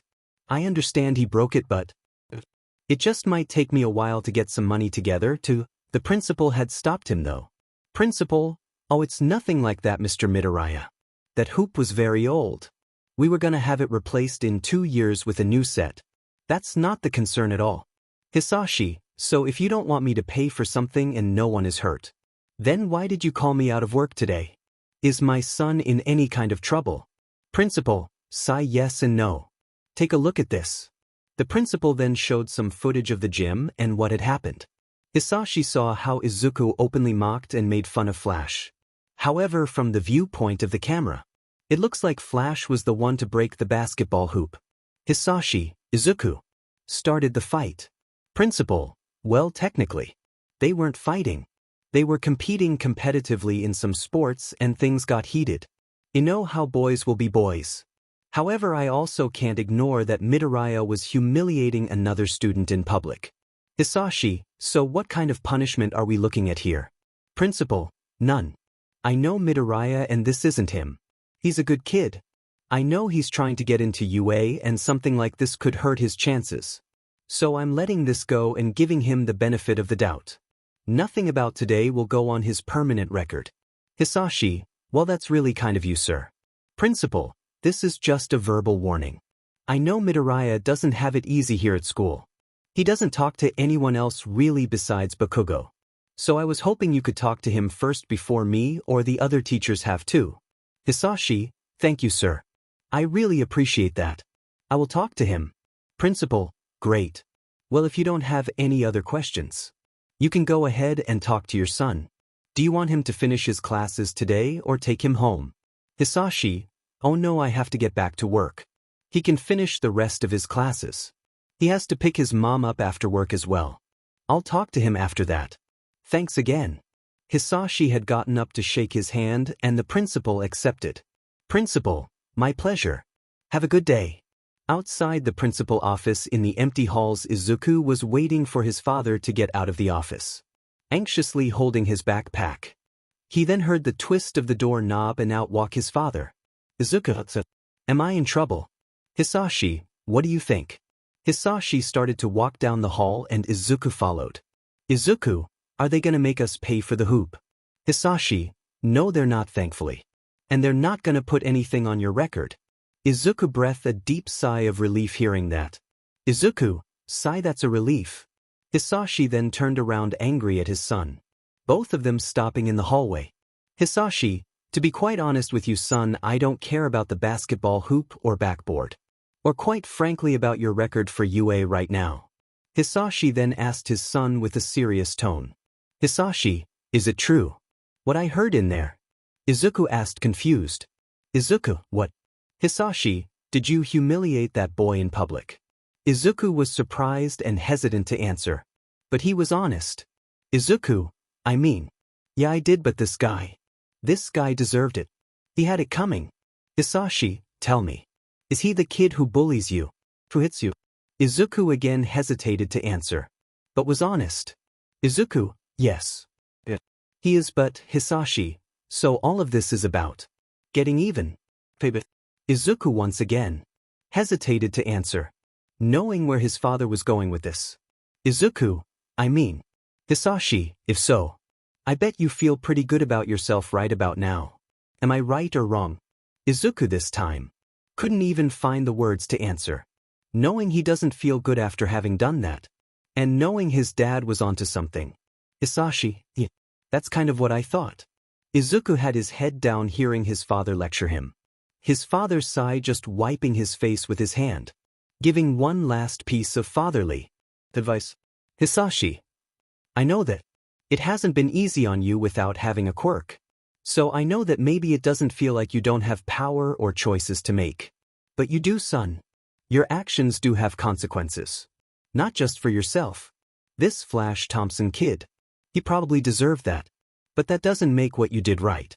He put his hand on his son's shoulder while Izuku still had his head down though. Except only slightly looking up to see his father's face. Hisashi, with great power, there also has to come great responsibility. Izuku put his head back down, internally rolling his eyes thinking with the same old, saying he has been told since he was Izuku had always felt insulted by it due to his lack of powers. Hisashi then looked at the time on his watch, knowing he has to get back on his shift again. Hisashi, so because of your little stunt, I had to leave. So I'm gonna be even more late tonight than I already was.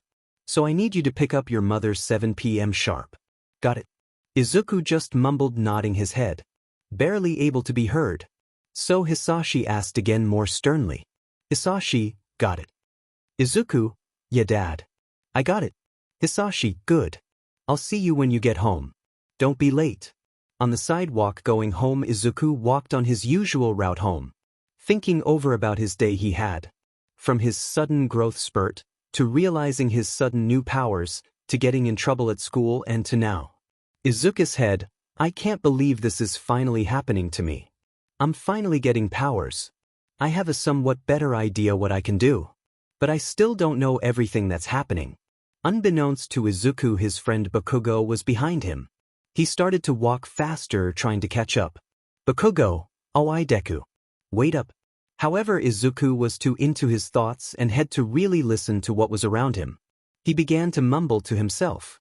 Izuku, the research lab where the spider bit me was experimenting in cross-species genetics. So the only way the spider could change the genetic makeup of me was if it had a virus. Just like Dr. Connors explained. Bakugo's head, DMN. He isn't listening. I can see him mouthing off something but I can't tell what. Probably mumbling to himself again. Izuku, the spider's venom must have had a virus which had its own DNA in it. The spider bit me and now I am starting to exhibit some of its characteristics. Then speeding past Bakugo was a car. Clearly going 60 miles per hour in a 35 zone. Izuku was beginning to head onto a pedestrian crosswalk, not seeing the car. Bakugo's eyes widened and he began to run towards Izuku. Izuku, the ability to stick to things, increased speed, strength and agility. I haven't been able to make webs yet though. Oh, and don't spiders also have super Bakugo? Deku, watch out for that 𝐬𝐮𝐬𝐴. Izuku's eyes widened. He once again had a chill run up his spine and a tingling go off in his head, screaming at him of danger. His body reacted before he could even process what was going on. The car being mere feet away from hitting Izuku, he suddenly jumped backwards and away high into the air, landing onto an apartment building wall above him, facing his back against the wall and his hands and feet stuck to it. Izuku, holy CRP, that was close. I almost got hit with that car. Byakugo, though, was wide-eyed, clearly seeing what was in front of him, his mouth agape in shock, not believing that this day would ever come. Byakugo, Midoriya, you got a quirk. Izuku looked back to see his friend behind him on the sidewalk. He smiled seeing him. Izuku, I tried to tell you. Byakugo, I'm honestly still having a hard time believing it. Izuku, me too, Kaken. Oh, CRP, I'm actually really high up. Izuku then tried to reposition himself, clumsily getting to face the wall, putting all 4 limbs on the building. However, once at this point, there was just a long period of awkward silence. Byakugo, what? Are you gonna get down? Izuku, you don't know how. Byakugo, what do you mean you don't know how? You're like 3 stories high. You shouldn't have jumped so high if you couldn't get back down. Izuku, will you stop yelling?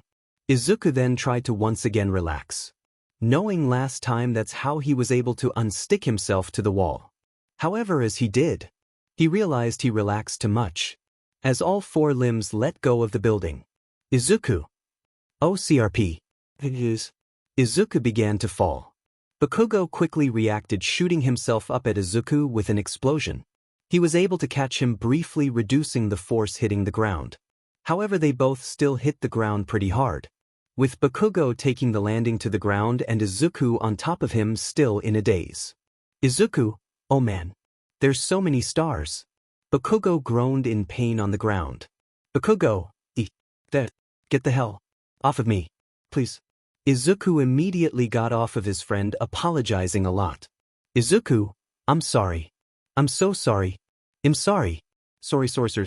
Byakugo began to get up, standing on his feet again, cracking his back and trying to ignore the stinging pain all over. Byakugo, so I take it you don't know how to control your powers yet. Izuku, no, not really. However, before they could continue their conversation, a window from the apartment building opened up, yelling at all the commotion going around. Neighbor, who the hell is making all that ruckus? The neighbor looked down, seeing 2 kids, and scorch marks from Byakugo's explosions right next to them. Neighbor, are you kids lighting fireworks? The hell's the matter with you two? Byakugo quickly grabbed Izuku's hand and started to run the opposite way, booking it away from the crime scene they left. Neighbor, get back here and clean your demon mess up. Kids these days ain't got no respect for property or law and order.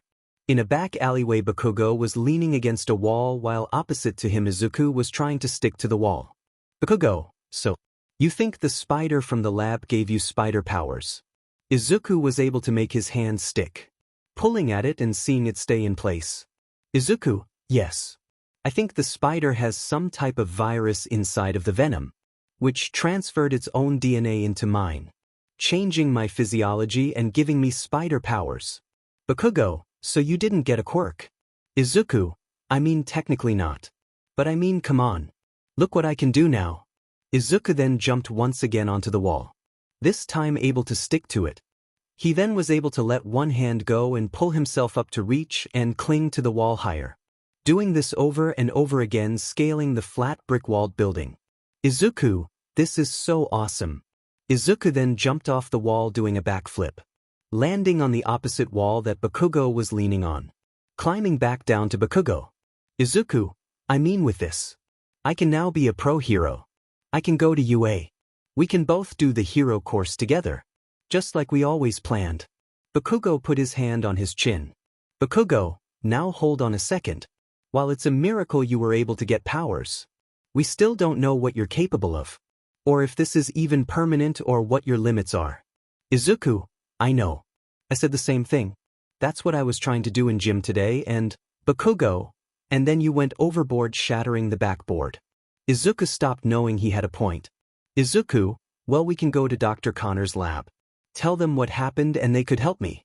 Bakugo, I don't know Deku if that's a good idea either.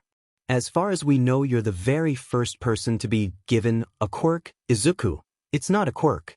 You know, technically Izuku had quickly interjected, annoying Bakugo, but he still continued. Bakugo. Anyways, you're the first person as we know to be given powers. That's a huge deal. Don't know what the deal is yet with Dr. Connors. He might be some generous doctor trying to cure diseases. Or he could be some mad scientist trying to turn everyone into dinosaurs. Or some evil scientist who wants to give people powers and quirks and become some super crime boss. Izuku, have a point. I could turn into a new science experiment where they dissect and test me. Bakugo, exactly. Izuku and Bakugo both stood in silence trying to think of their next move. Izuku, so what am I supposed to do now? How am I supposed to find out what I can do? Bakugo, I think I have an idea. Bakugo got on his phone and began to text and address to Izuku. Bakugo, meet me at this address. Izuku, do you care to let me in on the plan? Bakugo, I'll explain once you're there. Oh, and that. Bring a hero costume. In an underground wrestling arena image up top, Izuku had went home and changed into a new outfit as Bakugo told him to. He wore his All Might hoodie, sweat breathes, and a red thin ski mask with goggles.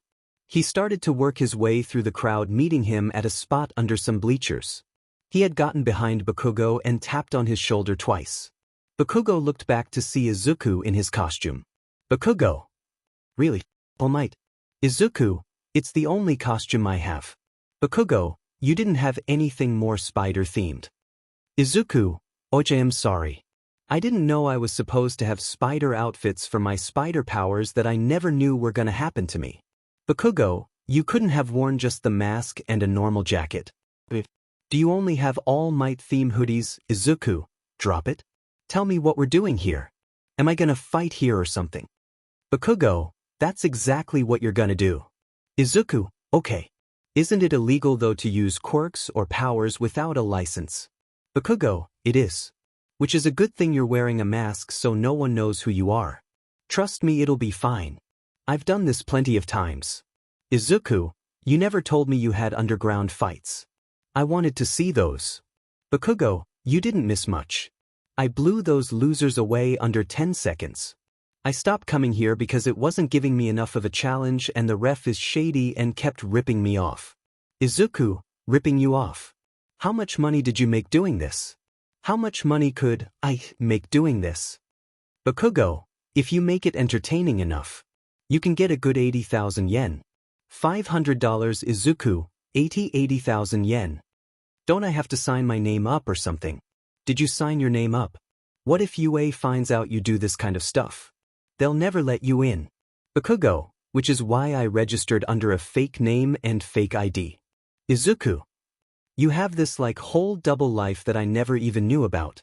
Bakugo, sorry I didn't tell you. Anyways, I'm gonna register you under me, and since you have the mask on, they'll think I'm you with a new costume going under a different persona. Izuku, what is this WWE? Bakugo, kind of, but much less regulated with real fighting.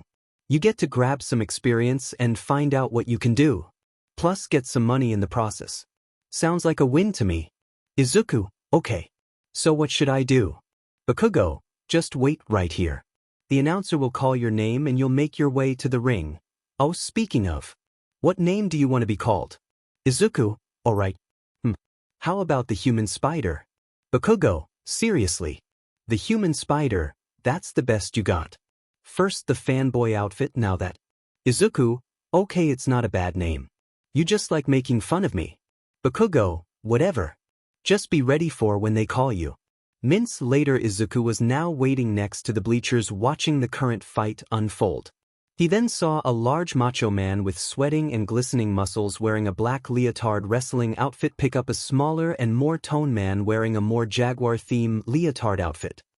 The man clearly winning the fight was wearing a black spandexed outfit that wore itself like a tank top, along with big letters on his front and back reading 𝐻𝐵one. 𝐻𝐵one, you really think you can come into my ring and walk away? Wrestler, please. Oh God. 𝐻𝐿, think again, punk. 𝐻𝐿 had then threw the man out of the ring, landing on a cheap wood table, breaking it into pieces, with his leg being severely bent out of shape. Wrestler, 𝐻𝐿, my leg. Oh God. I gave you my leg. The medics had started to surround and help the wrestler, getting him on a backboard and out of the way. Izuku just gulped at the scene in front of him, thinking maybe he should back out. Announcer, ladies and gentlemen, give it up for 𝐻𝐿. The crowd then began to cheer their champion's name, with there being shaking of the bleachers from the audience stomping their feet. Announcer, are you ready for more? The crowd then began to cheer 𝐻𝐿 on, singing their champion's name. Crowd, 𝐻𝐿, 𝐻𝐿, 𝐻𝐿, 𝐻𝐿. Announcer, who else can take on our king of the ring 𝐻𝐿? Whoever can last 3 minutes with the 𝐻𝐿 shall get 80,000 yen to their name. As the announcer was hyping the crowd up, the ref had whispered something in his ear and then quickly got back out of the ring. The announcer then continued on. Announcer, if this next fighter can last 3 minutes, this sum of money shall be paid to the deadly, the amazing, the spectacular Spider-Man. Izuku's head, they got my name wrong. 𝐀𝐮𝐭𝐡𝐨𝐫 must have changed it when he told them my name. The light then began to shine on Izuku in his All Might hoodie and red mask, making the whole crowd mix into a fit of laughter and booing. Izuku just began walking into the ring, feeling most definitely unwelcomed to the ring. Crowd, /boo-boo. Audience member 1, kick his butt 𝐻𝐿. Audience member 2, twist his pee-pee off. Audience member 3, send that kid crying back to his mommy. Izuku's head, man, these people are brutal. No wonder 𝐀𝐮 liked it here. Izuku had slipped between the ropes of the ring, walking into the middle of the ring, standing in front of 𝐻𝐿, who stood 6 feet 2 inches, and Izuku at 5 foot. 𝐻𝐿. Well, look who decided to play dress up. Spider-Man, sets the grown man in a leotard. The announcer then interrupted their SHT talking to give the brief rundown of the round. Announcer, alright. I want a clean fight. No ball busting, no serious head injuries, and let's make it a good entertaining fight. The announcer then took another look at Izuku, questioning if he's serious. Announcer, really? You sure you want to go through with this kid? I mean, I'm a fan of All Might, but Spider-Man, if I win the match, do I get the money? Announcer, there are caveats. But yes, Spider-Man, then I'm in.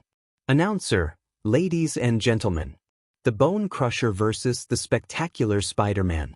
The announcer then left the ring, and just as he did, a loud clanking of metal could be heard, making Izuku look up to see a giant cage being lowered down. Izuku's head, a cage. The cage then took its place around the wrestling arena. Announcer, will the guards please lock the cage doors at this time? Izuku then saw 𝐵akugo at one of the corners of the arena. He quickly walked towards it and started to whisper to 𝐵akugo. 𝐵akugo, like your new name. Spider-Man, what's this about a cage match? 𝐵akugo, nothing I could do to change it. The guy has a quirk that gives him super strength after drinking caffeine. So they keep him in a cage when using it to not hurt anyone else outside the ring.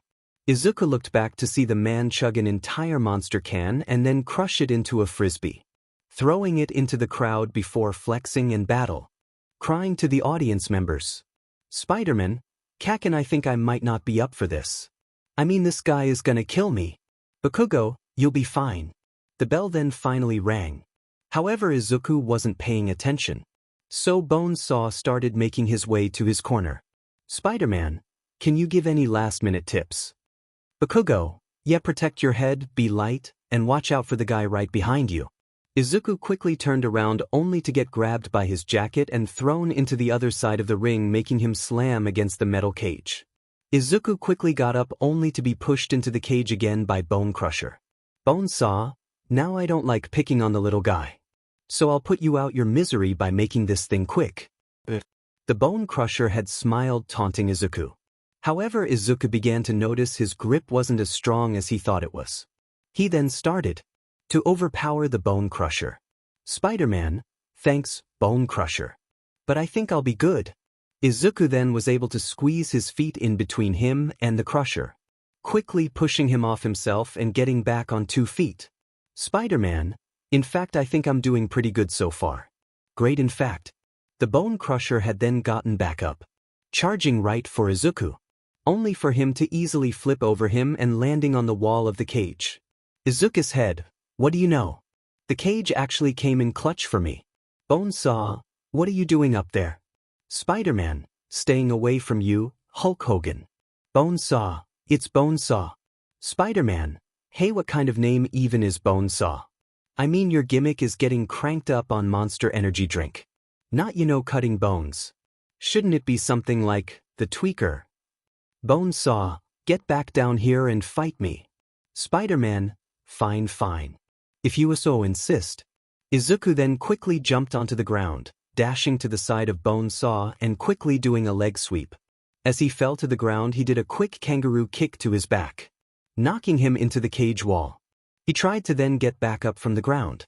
The ref had then started to count down to 10 ref, 1, 2, 3, 4, 5. The Bone Crusher however was unable to get back up and instead just fell back onto the ground. The whole crowd began to then cheer, counting down with the ref. Ref/crowd, 6, 7, 8, 9, 10. The ref had signaled with his hands the round was over, heading to Izuku and raising his hand in the air as the winner of the match. Ref, that's it. That's it. Winner. The announcer then began to announce Izuku's victory. Announcer, ladies and gentlemen, the winner of this match, Spider-Man. Bakugo along with the rest of the crowd then began to cheer his name. Crowd, Spidey, Spidey, Spidey, Spidey, Spidey. In a run-down office at the underground wrestling arena, Izuku was in the office still with his mask on and his costume. The announcer was counting the money they made from the night selling tickets and vendors. He then handed Izuku only 10,000 yen and not 80,000 yen, making Izuku confused. Spider-Man, where's the rest of the money? You said 80,000 yen. Where's the other 70,000 yen? Announcer, I said I would give you 80,000 yen if you lasted 3 minutes in the fight. You beat him in 1. So I give you that. And you're lucky I gave you anything at all. I told you there were caveats, kid. Spider-Man, but that's not fair. Announcer, fair ain't my problem, kid. Now beat it. I got work to do. Izuku then stormed out of the office angry, texting Bakugo he was on his way out. Izuku's head, now I know what 𝐀𝐮𝐭𝐡𝐨𝐫 meant when this guy likes to rip people off. Sigh whatever. At least I have a better idea what my powers are capable of. Above the con man in his office though, unbeknownst to anyone, something was moving inside of the vents. Right above the announcer's desk, a small dirty green drop of sludge hit the desk. The announcer had not noticed it yet, until some of it landed in his coffee making a splash noise. He looked at his coffee and then up. However, he started to see more sludge leak through an air duct. His eyes went wide open and he suddenly tried to get up and away from his desk. However, there was a giant sludge the size of 3 people that collapsed from the roof onto the man. It swallowed the man's whole body and suddenly 2 eyes popped out looking at the man. Sludge villain, well. Looks like I got a huge payday finally. The villain then expanded his body across the whole office, and then suddenly retracted it back into a more humanoid form, with all the cash the announcer had made that night absorbed into his body. Sludge villain, thanks for the green fellas. He then took off running from the office. Meanwhile, in a hallway leading to an elevator, Izuku had clicked the button waiting for it to arrive. He then suddenly heard all the commotion. Announcer, stop him. Guard, it just got all the money. Izuku looked back to see a slime villain running away from guards and the announcer that just conned him. Izuku's head, a villain. Izuku initially tried to think of what he should do. However, before he could even think of a way to stop him, he was already to the elevator. Announcer, kid. Hold the elevator. He's got my money.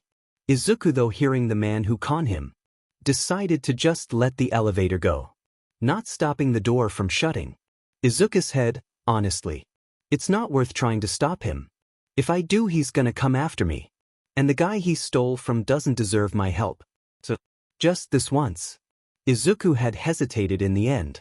He had already made his choice in letting the villain go. Yet it still sat uneasy with him. The villain looked at Izuku in his costume, grinning with his mutated body. Sludge villain, thanks kid. Izuku had a cold shiver hearing a villain thank him. The announcer had just then barely missed the elevator door, slamming his fist on the closed elevator. The guards began to book it for the stairs, trying to catch him downstairs. The announcer just stared down Izuku, clearly mad at Izuku for letting him go. Announcer, why the hell didn't you stop that guy? Now he's getting away with, money. Izuku just started back though, saying in spite is payback. Spider-Man. Not my problem. The announcer walked away, picking his phone up to call the police and report his money stolen. Izuku just pressed the button again for the elevator, getting ready to go home. On a subway cart 8 p.m. Hisashi was standing in a subway car, wearing jeans, a brown bomber jacket and gray shirt, on the phone currently with his wife, with a furious look on his face as he yelled into the phone.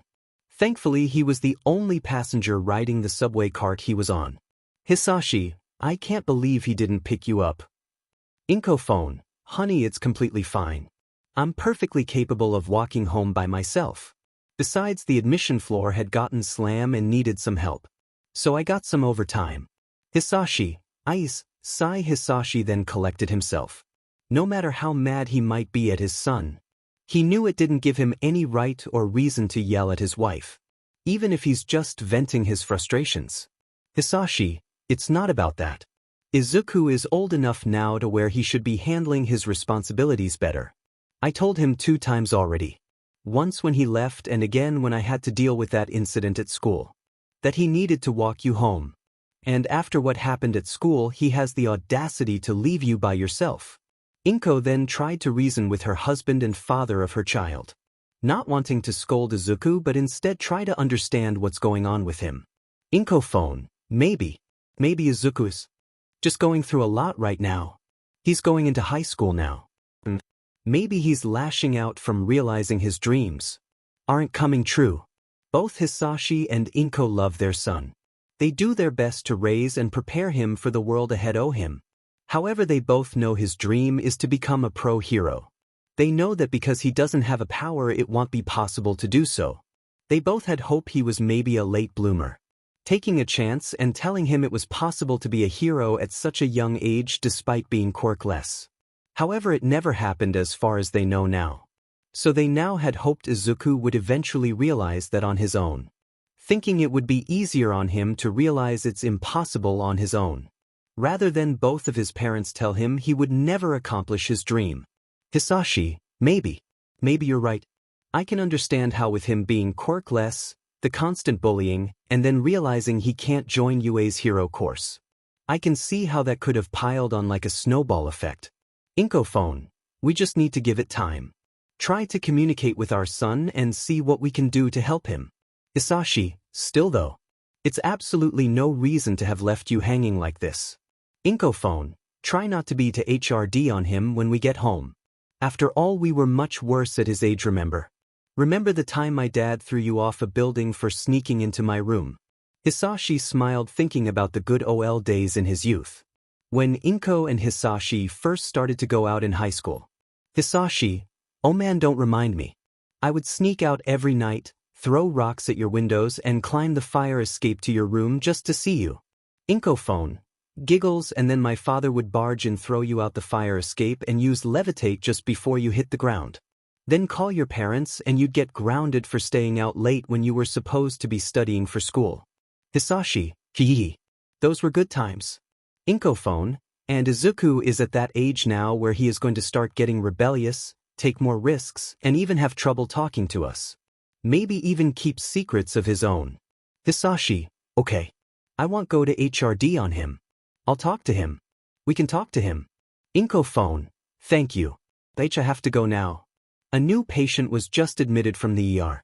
I'll finish up with him, give report to the night shift nurse, and meet you at the ER lobby. Hisashi, sounds like a plan appealing. I love you. 𝐻𝐿𝐮𝐽 phone, love you too, sweetie. Once he hung up the phone, his stop had finally arrived. He began to get off the subway and head up some stairs, exiting the station. He had tried to call his son again. hearing the phone ring all the way through. Hisashi. Izuku's mailbox. Hey. Hisashi. Hey son, where? Izuku's mailbox. Sorry I missed your call. Leave a message and I'll try to get back to you. Hisashi. Sai, we are gonna have a long talk about answering your phone when your parents call you. Hisashi then waited for the beep in the voicemail and left one. Once he finished it, he hung up again. He now began to walk on the sidewalk, making his way to the 𝐀𝐮𝐬𝐴 hospital. As he walked, there was also another girl right behind him. He took a quick look behind, hearing footsteps. The girl he saw had long green hair, larger than usual eyes, and her tongue sat a little outside her mouth, having a very frog-like appearance. She wore a casual green shirt with tan shorts on. Hisashi head, she looks as old as Izuku. Wonder what she's doing out this late at night. Hisashi then stopped walking a bit and let the girl catch up to him. She gave him a quick look, taking notice of his presence. Hisashi then broke the silence, being a people person. Hisashi, it's nice out tonight, isn't it? Yes it is. Hisashi, I know it's not safe to talk to strangers. But you look as old as my son and I would be worried about him being out this late at night. So what are you doing out so late?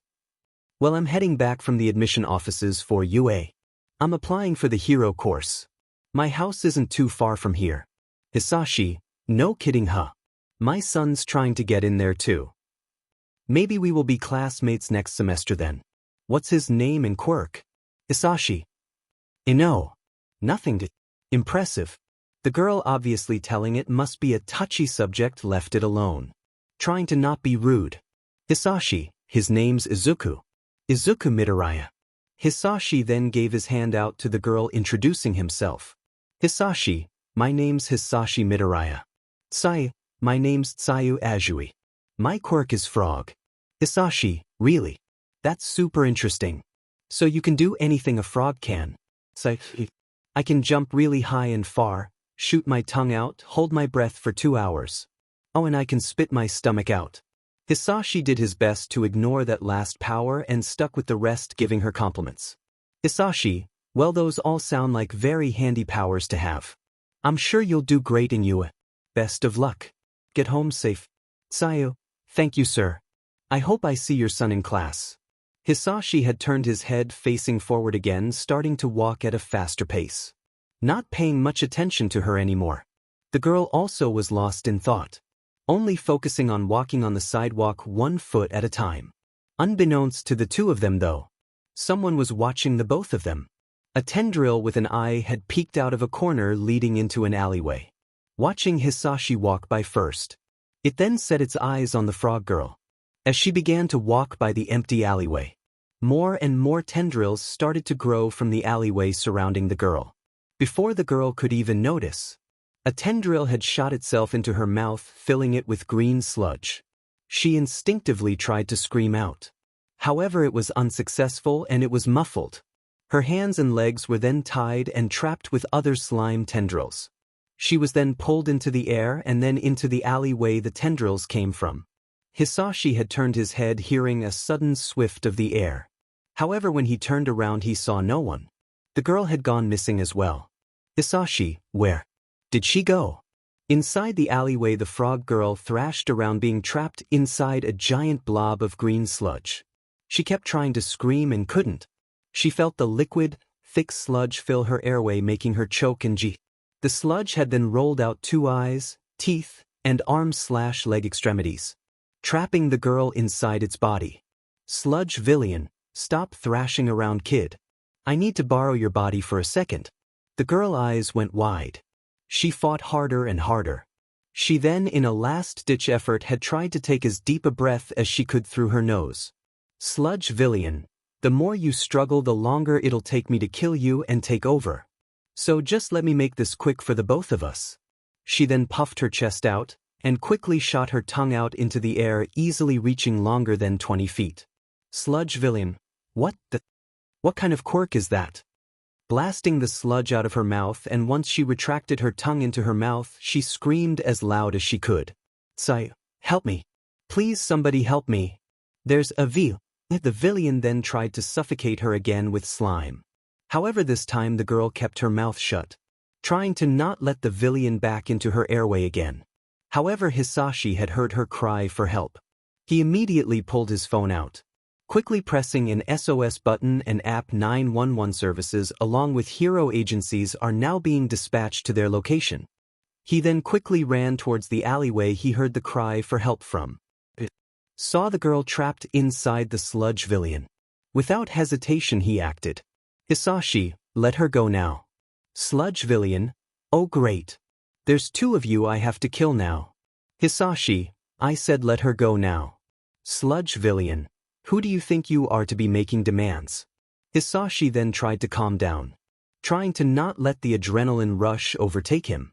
Hisashi had, I need to get him to let go of her. She said she can hold her breath for 2 hours. But he's trying to suffocate her lungs.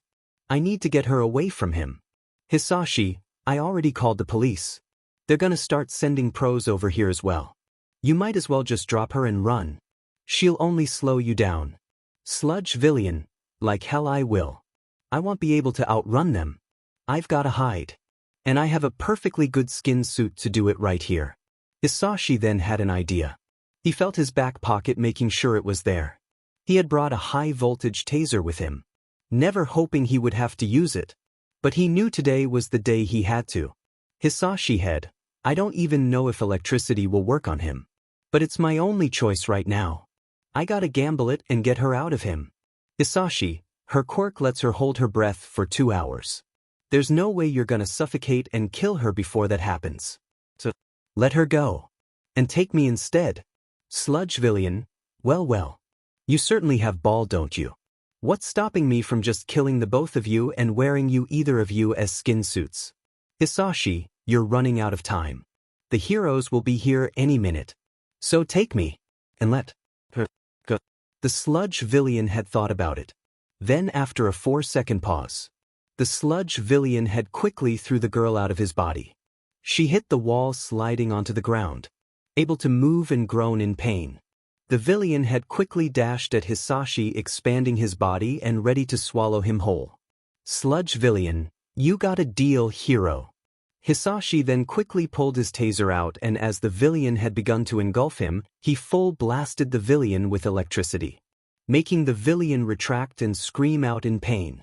𝐒𝐮𝐻𝐸𝐵, GGG. Once the taser had died and ran out of battery, Hisashi quickly made a dash towards 𝐬𝐿. She had just gotten up and Hisashi grabbed her hand, trying to lead her away. Hisashi, run kid. Before he gets back, however, a tendril quickly grabbed his leg. Hisashi, Osi, 𝐒𝐮𝐻𝐸𝐵, I gotta hand it to you. You gave me quite the surprise there. The 𝐒𝐮𝐻𝐸𝐵 began to pull him away and he fell onto the ground. 𝐬𝐿 tried her hardest to hang on to his hand. Hang on, sir. 𝐒𝐮𝐻𝐸𝐵, so let me pay it back. The 𝐒𝐿 then swung Hisashi's body away, ripping him out of 𝐬𝐿's hand, making her fall back and gasp. Her eyes went wide, seeing Hisashi's body hit a wall on the alleyway, barrel rolling out into the street before finally hitting a car. BLD being splat onto the concrete he hit and his head beginning to bleed. 𝐬𝐿. The 𝐒𝐿 then started to make its way to Hisashi, who was only barely breathing. 𝐒𝐿, DMN. I might have banged your skin up more than I wanted to. Well, if you're dead, it just means less resistance to take over your body. Suddenly a car had been thrown in the middle of street, splattering the villain on it and making him go slide down the road. Where the car originated from was a hero named 𝐻𝐸𝐵, having a big hulking figure and 2 static generators on his fist. His quirk gives him super strength when charged with electricity. 𝐻𝐸𝐵, that's far enough. 𝐻𝐸𝐵 began to chase after him. The 𝐒𝐮𝐻𝐸𝐵 then quickly reformed and started to make its getaway. 𝐒𝐿, I gotta get out of here. 𝐻𝐸𝐵, come back here, coward. 𝐬𝐿 quickly ran to Hisashi. His body slumped over with BLD trailing onto the concrete. He was barely breathing now. 𝐬𝐿, sir, please wake up. You have to wake up. She tried to shake him awake and she put pressure on his head wound, trying to stop the bleeding, soaking her hand in her BLD. Another hero had then showed up.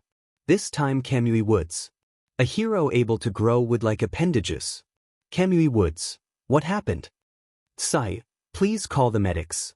He got thrown by that villain. He saved me. 𝐀𝐮𝐭𝐡𝐨𝐫 then had started to call someone on his ear comms. 𝐀𝐮𝐭𝐡𝐴𝐵. This is 𝐀𝐮𝐭𝐡𝐴𝐵. I need an ambulance sent to my location. I have 2 victims. One is stable and the other is in severe condition with a head injury along with multiple broken extremities. Call in the nearest hospital and let them know we will be on our way soon. At the 𝐒𝐮𝐴𝐵 hospital emergency room, 𝐴𝐮𝐭𝐡𝐴𝐵 was waiting patiently at the nurse's station. I was now already past 10 p.m. She began to get anxious seeing the clock turn 8:30 p.m. A coworker then came up to her concerned. Nurse, 𝐒𝐮𝐭𝐡𝐴𝐵, shouldn't you be out of here?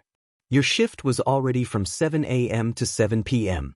Then you even stayed to help out when it got busy. Plus there's a trauma coming in. You don't want to get stuck with that on top of everything. Go home, girl. 𝐒𝐮𝐭𝐡𝐴𝐵, I wish I could. My son was supposed to pick me up but something happened at school, so my husband is now supposed to be picking me up. I don't want to leave if he's on his way. He isn't picking his phone up either. I'm starting to get worried. Before the nurse could try to reassure her friend though, they suddenly started to get the report of the trauma alert they were notified about. Radio, 𝐒𝐮𝐴𝐵, this is Rescue 9 coming in with a level 1 trauma. Nurse, Dr. Strange. Come listen. The nurse picked up the radio ready to receive to encode. She also waved down the doctor letting him also hear in case she missed anything. Nurse, this is 𝐒𝐮𝐴𝐵, go ahead. Rescue radio, coming to your facility with a 50-year-old male. Point was involved in a villain attack suffering from multiple blunt trauma everywhere. Point suffered a head injury and does have a history of BLD thinners. See spine precautions used. Point had a tension pneumothorax which was fixed with needle decompression. Point showed symptoms of shock and was started on fluids running wide, intubated en route to facility. He has 1 IO established and 2 18G IVs established. Point went into VTH with no pulse and had 2 rounds of 8B/CPR and 1 defib. We do have ROSC now. Current BLD pressure is 90/54, HR 52, SpO2 89%. ETA to your facility is 5 minutes. Any further questions or orders? Before the nurse could answer, however, 𝐒𝐮𝐭𝐡𝐴𝐵 had put her hand on her arm she held the radio with. 𝐒𝐮𝐭𝐡𝐴𝐵, my husband's the same age. And he also takes BLD thinners. Can you ask him his hair color? The nurse reluctantly then asked on the radio. Worrying their fears were right. Nurse, what color is the patient's hair? Rescue radio, a PT's hair is green and messy. 𝐒𝐮𝐭𝐡𝐴𝐵's eyes widen at the sudden reality her husband is in bad condition. 𝐒𝐮𝐭𝐡𝐴𝐵, gasp, oh my God. Dr. Strange, 𝐒𝐮𝐭𝐡𝐴𝐵, listen to me. The doctor then interjected, putting a hand on 𝐒𝐮𝐭𝐡𝐴𝐵's shoulder, forcing her to look at him. Meanwhile, the nurse who took report had started to get everyone ready for the trauma alert. Making sure the crash cart was ready and BLD, fluids and any medications they needed were already on hand, drawn and ready to be pushed. 𝐒𝐮𝐭𝐡𝐴𝐵, that's my husband. Oh my God, he was attacked. Oh my God, Dr. Strange. Listen. We don't know if it's even him yet, we haven't confirmed. 𝐒𝐮𝐭𝐡𝐴𝐵. He gave an exact description. Dr. Strange, we are gonna do everything we can. I need you to tell me his medical history and then go into the break room while we work him up. 𝐒𝐮𝐭𝐡𝐴𝐵, she's my husband. I can't just, she started to cry and tear up. However, the doctor held her and reassured her. Dr. Strange, 𝐒𝐮𝐭𝐡𝐴𝐵, I get it. But you know the rules. You can't treat family members. You'd only get in the way. 𝐒𝐮𝐭𝐡𝐴𝐵 then tried to push it down. Push down the worry and fear and dread and heartbreak going on, and focused on giving the doctor his medical history and everything relevant. By the time she finished, he was finally here. Paramedics, coming through. The medics had burst through the doors, already making their way into the trauma bay. As they began unloading the patient into the trauma bay, 𝐒𝐮𝐭𝐡𝐴𝐵 had finally got a good look at the patient. She begged for it not to be true. Begging for it to be a coincidence. It wasn't though. She had seen her husband with dried BLD all over his face and all the tubes and catheters inserted into him and wires surrounding him, with obvious deformities to his arms and legs. She broke down crying on the floor. 𝐒𝐮𝐭𝐡𝐴𝐵, oh God. Hishashi. Another nurse had suddenly came to pick her up, with 𝐒𝐮𝐭𝐡𝐴𝐵's legs giving out and her friend trying her best to carry her into a break room. trying to not let her see the horrible sight in front of her. The only sounds to be heard in that air were of a team of nurses and doctors trying everything to save someone, and of a woman crying, begging for him to be okay, praying to God her loved one would make it out of this. Meanwhile, at 9 p.m. in the neighborhood of Midoriya's apartment complex, Izuku was still wearing his All Might hoodie and costume from his wrestling fight. This time without the mask. He was walking the sidewalk making his way home. He was in his own head about his current problem and situation. Izuku's head, Dad is gonna kill me. I completely forgot about picking Mom up today. He texted me and said he would pick her up instead. I'm glad 𝐀𝐮𝐭𝐡𝐨𝐫 made an alibi for me saying I was helping him study at the library. As Izuku got closer to his apartment, he started to see red and blue sirens of a cop car. Izuku's head. The police. Did something happen? Oh no, did Mom or Dad call the cops and say I'm missing? I texted them I was heading back home. Izuku made his way up the stairs and to his front door. Opening it and seeing his mother in the living room, and next to her on the couch was Mitsuki, Bakugo's mother, along with 2 police officers sitting in some chairs across from them. Inko, Izuku. Izuku was immediately hugged by his mother. She held a tight grip on her son. He then began to apologize. Izuku, Mom, I'm sorry I was out so late. Me and 𝐀𝐮𝐭𝐡𝐨𝐫 were. She then tightened her grip, making Izuku stop in his sentence. When she looked up, she could see dried tears in her face, making him worry. Izuku, Mom. Is everything okay? She tried to speak. But as she tried to find the words, she started to break down crying again, falling onto her knees in front of her son. He looked up at Mitsuki, confused and more concerned now. However, she also had tears in her eyes. She had heard the news from Inko and immediately came over for support. Izuku, what happened? He asked, looking at Mitsuki. However, one of the officers then came up. He was sincere, but direct with Izuku. Police officer, I'm sorry son. Your father is dead. He was murdered by a villain on his way to pick up your mother from work. Izuku's eyes widened in shock, and all he could hear was his mother sob and feel her tears soak his hoodie. He then also fell to his knees, hugging his mom, holding her as he also cried over the loss of his father, and the loss of her husband and one true love. Later on in Izuku's room, Izuku was now sitting in his bed, processing the news of not only his father's death, but of who killed him. The police had given them a description of the villain who attacked him and reassured that they put a BOLO out. So now every cop and pro-hero in this sector and the 6 next over will be now looking for the sludge villain. However, Izuku could only blame himself, now knowing that the villain he let go, the villain he decided to look the other way for, killed his father. Izuku, it's my fault. It's all my fault. I let this happen. I let the villain get away. I didn't pick Mom up and Dad had to instead. He's dead. Because of me. He then held his head in his hands, sitting in bed, tears streaming down his face as he now spoke to a ghost. Izuku, Dad. I'm so sorry.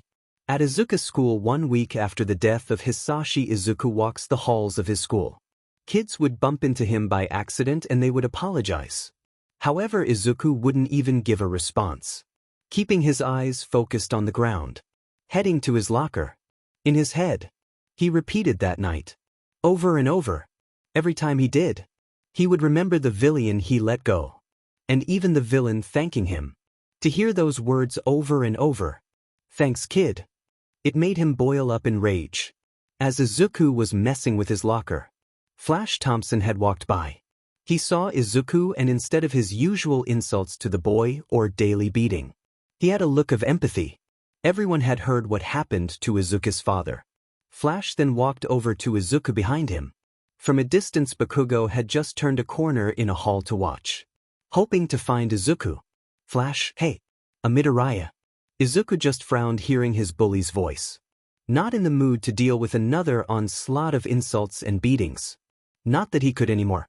Izuku, not today, Flash. Flash, I know, but listen. Flash then grabbed Izuku's shoulder. He didn't mean to come off threatening. However, Izuku took it as such due to a pattern of behavior with Flash. He quickly grabbed his hand, turning him around. He grabbed Flash by the collar of his uniform, curling the clothes in his hand. slamming him against the lockers, surprising Flash and everyone. It was certainly a sight to see the local 𝐀𝐮𝐭𝐡𝐨𝐫 stand up for himself in such an aggressive way. "Izuku," I said. "Not today." Flash never fought back though. He didn't even get mad or try to create more conflict. Instead he showed empathy. In all the years he knew and bullied Izuku, this was the very first time he was ever trying to be kind. "Flash, I get it. 𝐻𝐮𝐭𝐡𝐨𝗍𝗘. And I deserve that. I do. I don't want to mess with you. I just want to say, I'm sorry." Everyone was so surprised. Not just the students but Bakugo watching as well. Even a teacher who watched to make sure nothing got out of hand. "Flash, I'm sorry I bullied you. I'm sorry about what happened to your dad." Izuku almost felt dissatisfied. He was so angry. His blood was boiling. His eyes with tears barely leaking out. The one time he finally has power, the one time he can let his anger out. He can't do it. Because the truth is, it did mean a lot to Izuku to finally hear Flash apologize. He slowly let go of Flash, letting his shirt go. "Flash, I'm sorry." He grabbed his bag from his locker, and without saying a word left. Bakugo, Deku, wait up. Bakugo, who watched the whole ordeal, stopped Izuku in his path. Bakugo had a look of hesitation for a second, and Izuku, before he could say anything, was hugged by Bakugo, making his eyes go wide a little. Bakugo is not a guy who likes to hug or talk about his feelings. The only emotions he usually shows are anger, pride, and laughter. It's not to say he doesn't have other emotions. He just doesn't like to show them.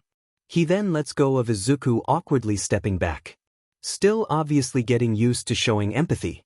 He then speaks again, with the most empathy and kindness Izuku has heard from Bakugo in a while, even calling him by his name instead of his nickname. "Bakugo, _.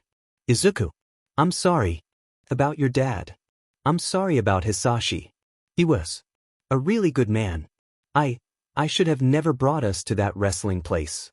Izuku then, though, with a depressed look, instead corrected him. "Izuku, it wasn't your fault though, 𝐀𝐮𝐭𝐡𝐨𝐫. It was mine." Before Bakugo could say anything, the bell had rung. To Izuku it was a perfect excuse.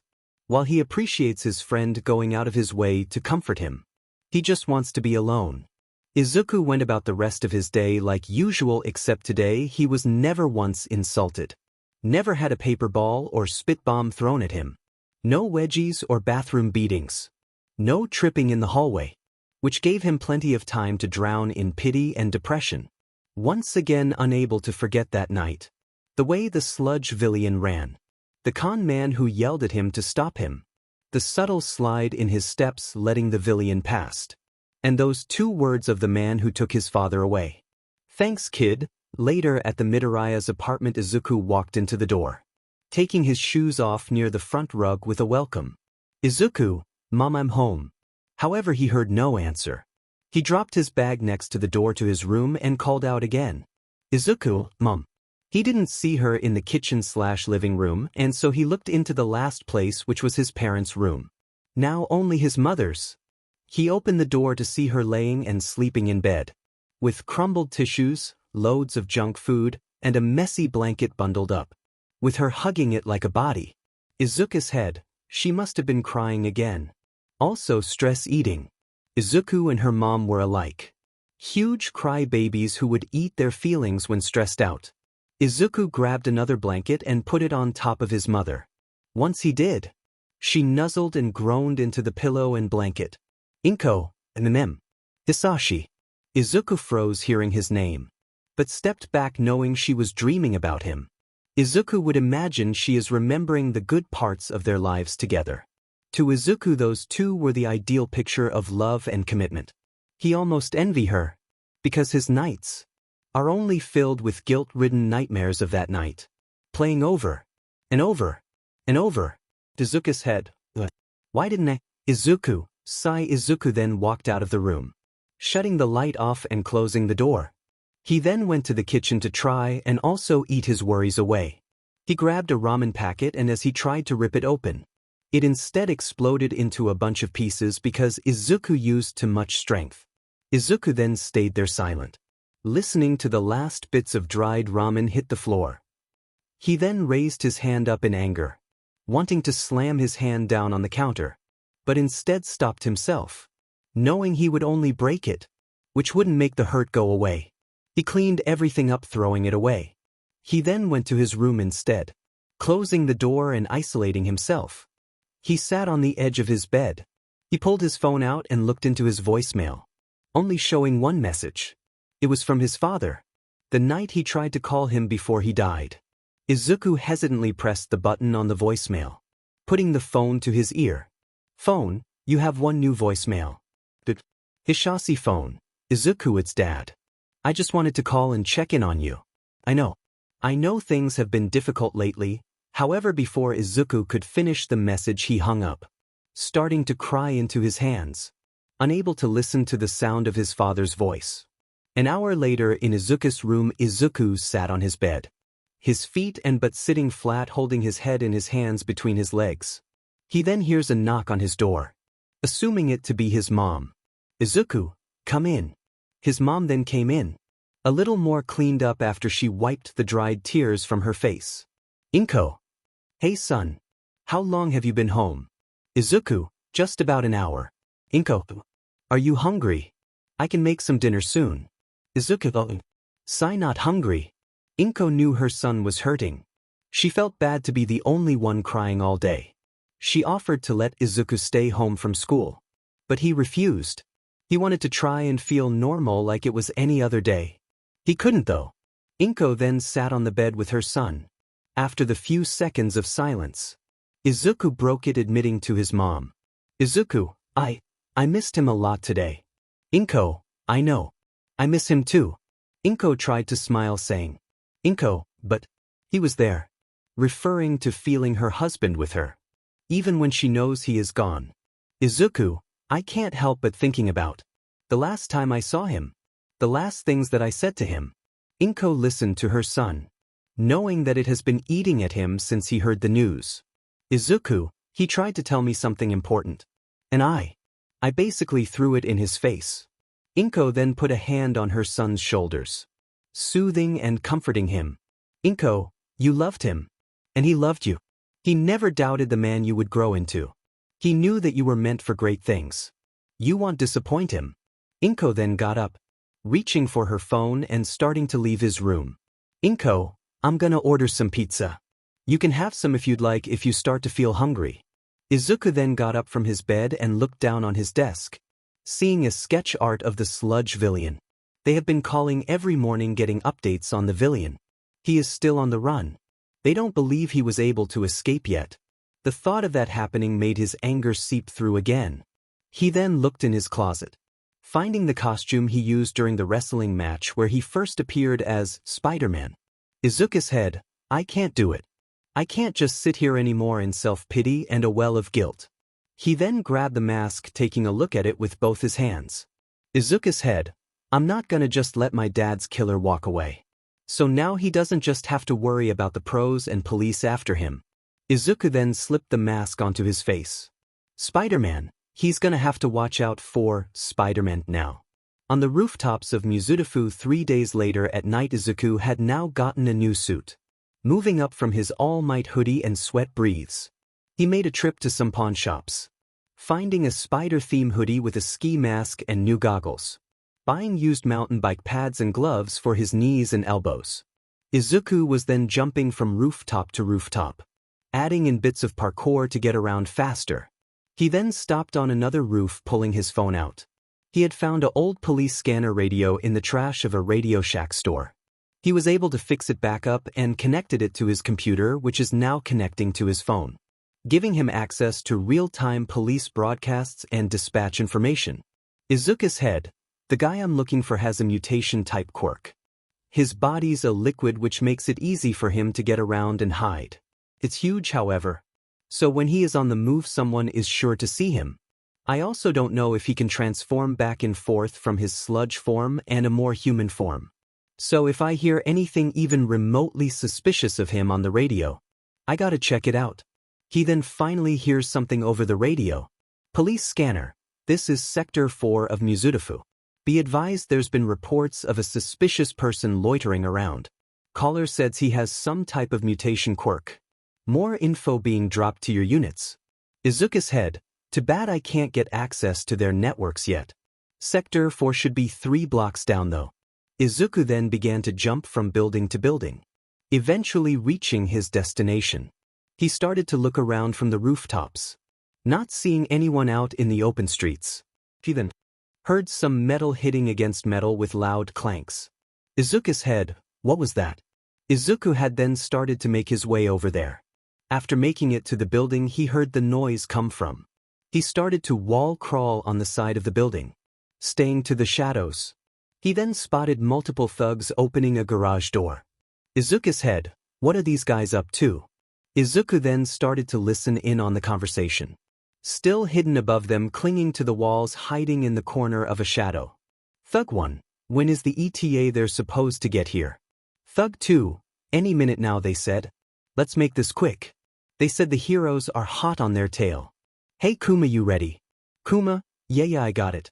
Then walked out a giant bear person. He then grabbed a large dumpster and pushed it closer to the garage door. Izuku's head. This bear guy might be the suspicious guy I heard about on the police scanner. He's not the guy I'm looking for though. I should keep watching and see what happens. Izuku then saw another car drive by and up to the garage door. Thug 2. This is them. Thug 1. Kuma, start pushing. The bear man growled at them, making them both jump up scared. Kuma, you take orders from me, got it. This is my operation I got going on. They both gulped and nodded. The car then drove into the garage door opening of the building while the bear man pushed the dumpster in front. One of the thugs then closed the garage door and slipped a brick theme wallpaper over it. Kuma then ran to a back door entrance after he finished moving the dumpster in front. They had created a camouflage for their base. Then only 10 seconds later a cop car started to patrol by. Then on another rooftop Izuku spotted and recognized another hero, letting out just a bit of his fanboy self out. Izuku's head. That's 𝐀𝐮𝐬𝐴. He must be after these guys. It's actually so cool to see him in this kind of angle. 𝐀𝐮𝐬𝐴 then signaled on his ear comm to dispatch. 𝐀𝐮𝐬𝐴. No sign of them. Are you sure they went this way? The hero then shot a tendril out and pulled himself up to another building, continuing his search. Izuku's head. I get it now. So they're hiding right now. They must specialize in keeping villains and criminals on low profiles when the cops and heroes are after them. Which means the sludge villain could have done the same. I need to find a way in and get more information. This could be my first lead. Izuku then started to crawl on the wall around the building, eventually able to find an air vent. He perched in front of it and began to pull it off. Izuku's head. This looks like an air vent. I might be able to sneak inside through here. Izuku, after prying open the vent, had then started to climb in feet first through the vent. Once his whole body was inside, he then tried to put the vent panel back on. However, it wouldn't fit and he instead ended up dropping it, making a loud crash sound. Spider-Man. Oh. SHT. Izuku's head. I hope they didn't hear that. Then out the side door had come out a thug. Izuku hid inside the vent, not letting him see him. The thug had looked all around but saw nothing but the scent panel on the ground. He looked up to see it open. Izuku, while inside, was sweating bullets. Izuku's head. Please be stupid. Please be dumb. Please just ignore it. Thug 2. Guess there must have been a loose screw or something. It is getting windy tonight. The thug then went back inside the building, making Izuku sigh in relief. He began his descent into the building's ventilation systems. He eventually was able to find another vent panel. He was able to see a garage with multiple cars on lifts, including the one that just made its escape from the police. He saw a TV set up on a wooden table and power cables, with a very run-down green dirty couch and lawn chairs. Sitting on the lawn chairs was the 2 thugs from before. Thug 1. So what was the ruckus? Thug 2. A vent fell off from the wind. It's nothing. Then the quirk user had walked in from a different room, watching the 2 watch TV. Kuma, our new guests have settled in. They'll stay for a couple nights until the heat dies down. They already paid in full. So let's not make any slip-ups. Stay away from cameras, populated areas, and limit contact with people. Thug 1. I mean, doesn't that advice apply to you, boss? No offense, but you are a talking bear. 𝐻𝐿𝐮𝐽 just growled at the thug, making him throw his hands up, admitting to back off the 𝐸𝐿𝐼. Thug 2, we already stocked up on food and water. Should be good until then. 𝐻𝐿𝐼 good. We should be fine then. Hey, turn it to channel Japan Got Talent is supposed to be on. Izuku's head, so I was right. This is a place where villains hide. I can't believe I got so lucky on my first night out on patrol. I need to try and find some type of record book. I doubt it's likely since they're criminals and they do things off the books. But it's the only other thing I can do right now. Izuku then tried to move through the vents again, doing his best to stay as quiet as possible. Izuku's head, why no, now that I'm thinking about it and crawling through these vents. I'm kinda surprised how big these vents are. You always watch them in movies and say, vents are never that big to fit a person. So the fact it can hold me is pretty sick. However, suddenly as he moved through the vents it suddenly collapsed, making the current section he was in tilt forward. Spider-Man. Izuku then, before he could use his stick powers to catch himself, slipped out of the air vent headfirst, landing on the hood of a car that was recently driven into the garage. 𝐻𝐿𝐼, what in the hell? Thug 1/2, SHT/F. The thugs had looked back to see a man in his spider theme outfit, making them go wide-eye. Thug 1, oh CRP, is that a pro hero? 𝐻𝐿𝐼, wait, I don't think so. Thug 2, let's get out of here before more show up. 𝐻𝐿𝐼 grabbed both of his men though and calmed them down. Meanwhile, Izuku started to get back on his feet, rubbing his head in pain and rolling his neck. 𝐻𝐿𝐼, look at his outfit. There's no way this guy's a pro. It looked like he got his costume out of a thrift shop. Izuku then was finally back on his feet and seeing the 3 criminals in front of him. Izuku's head, oh great. So much for stealth. I was hoping to stay away from fighting. Thug 1, oh shoot. You're right, boss. You think he's a vigilante? Thug 2, or a spy? 𝐻𝐿𝐼, he's trespassing on private property is what he is doing. Get him. The 2 thugs then ran after to Izuku.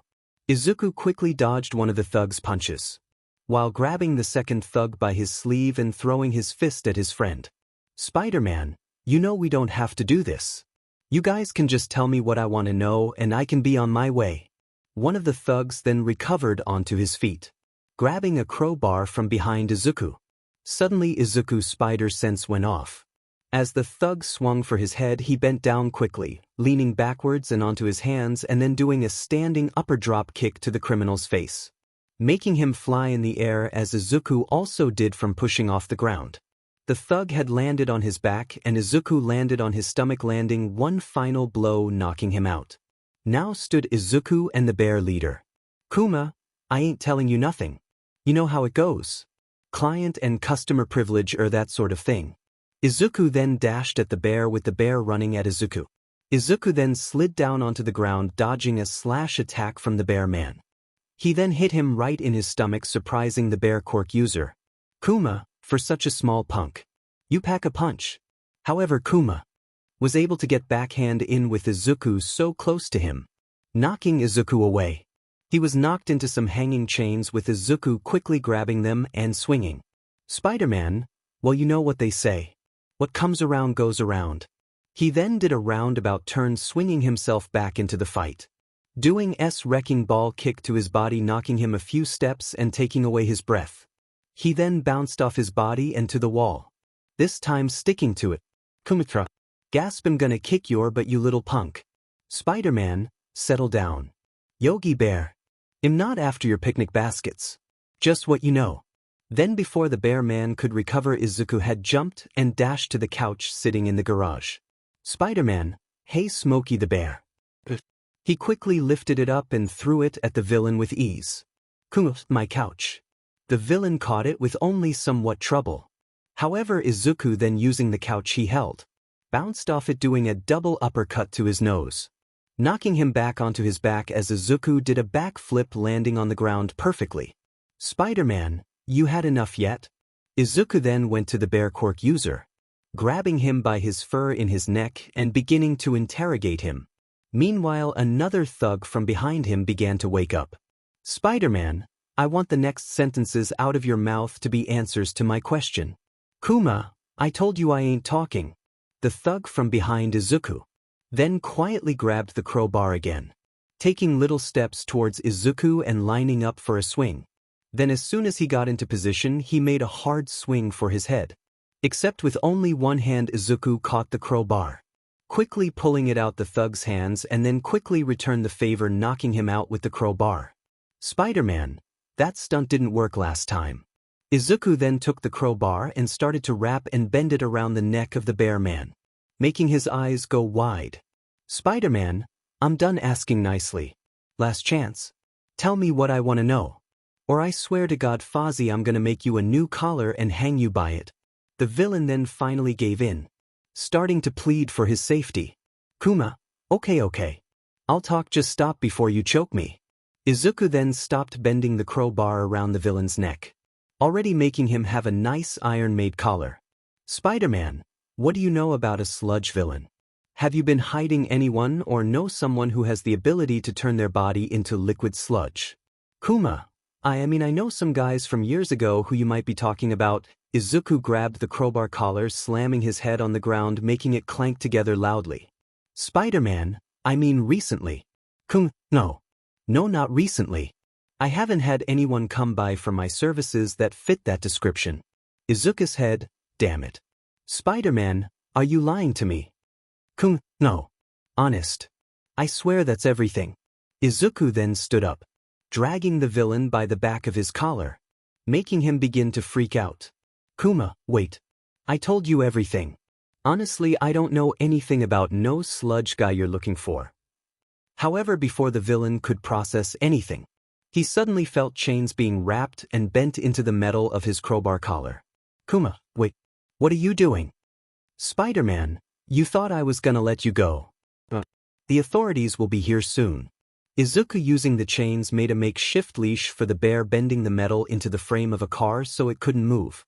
He then grabbed more chains from around the garage and tied up the hands and legs of Kuma, then used just some more on the remaining criminals, this time hanging them from the roof. Spider-Man stepped back, clapping his hands of the dirt. Spider-Man, there. You guys shouldn't be able to get out of that. Izuku then suddenly heard a door open behind him.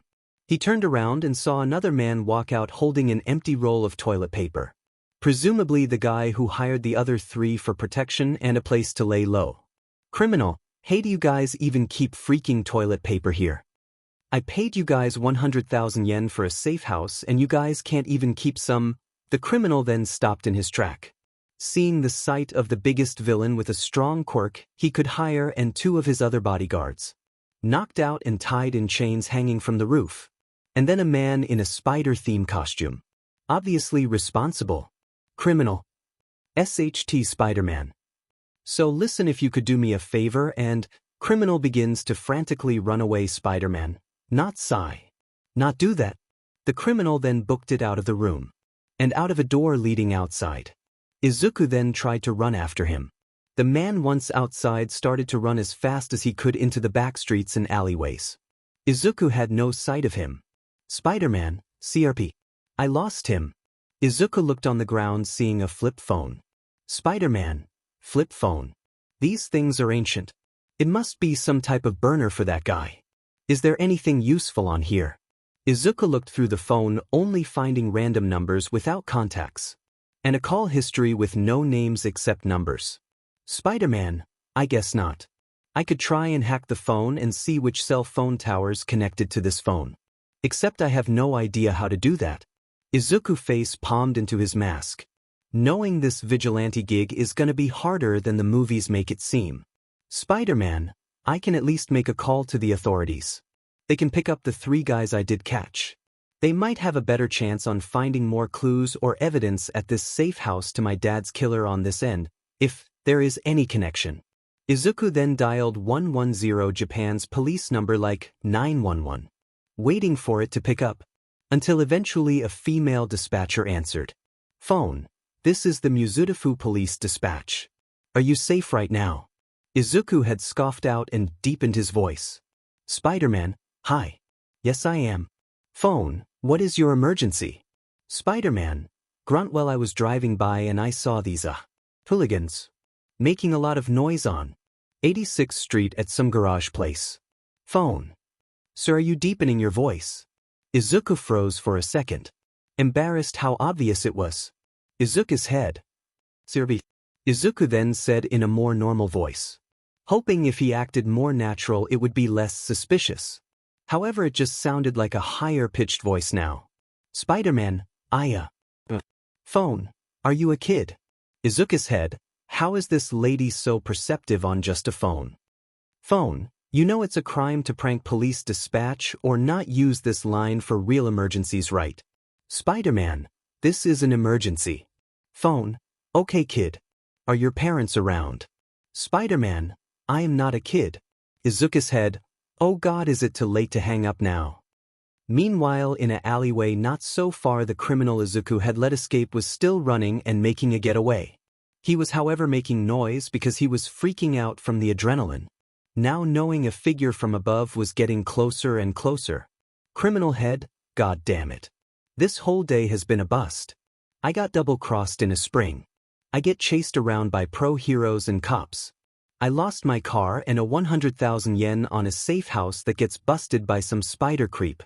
The criminal had then tried to jump a fence, very clumsily getting over it.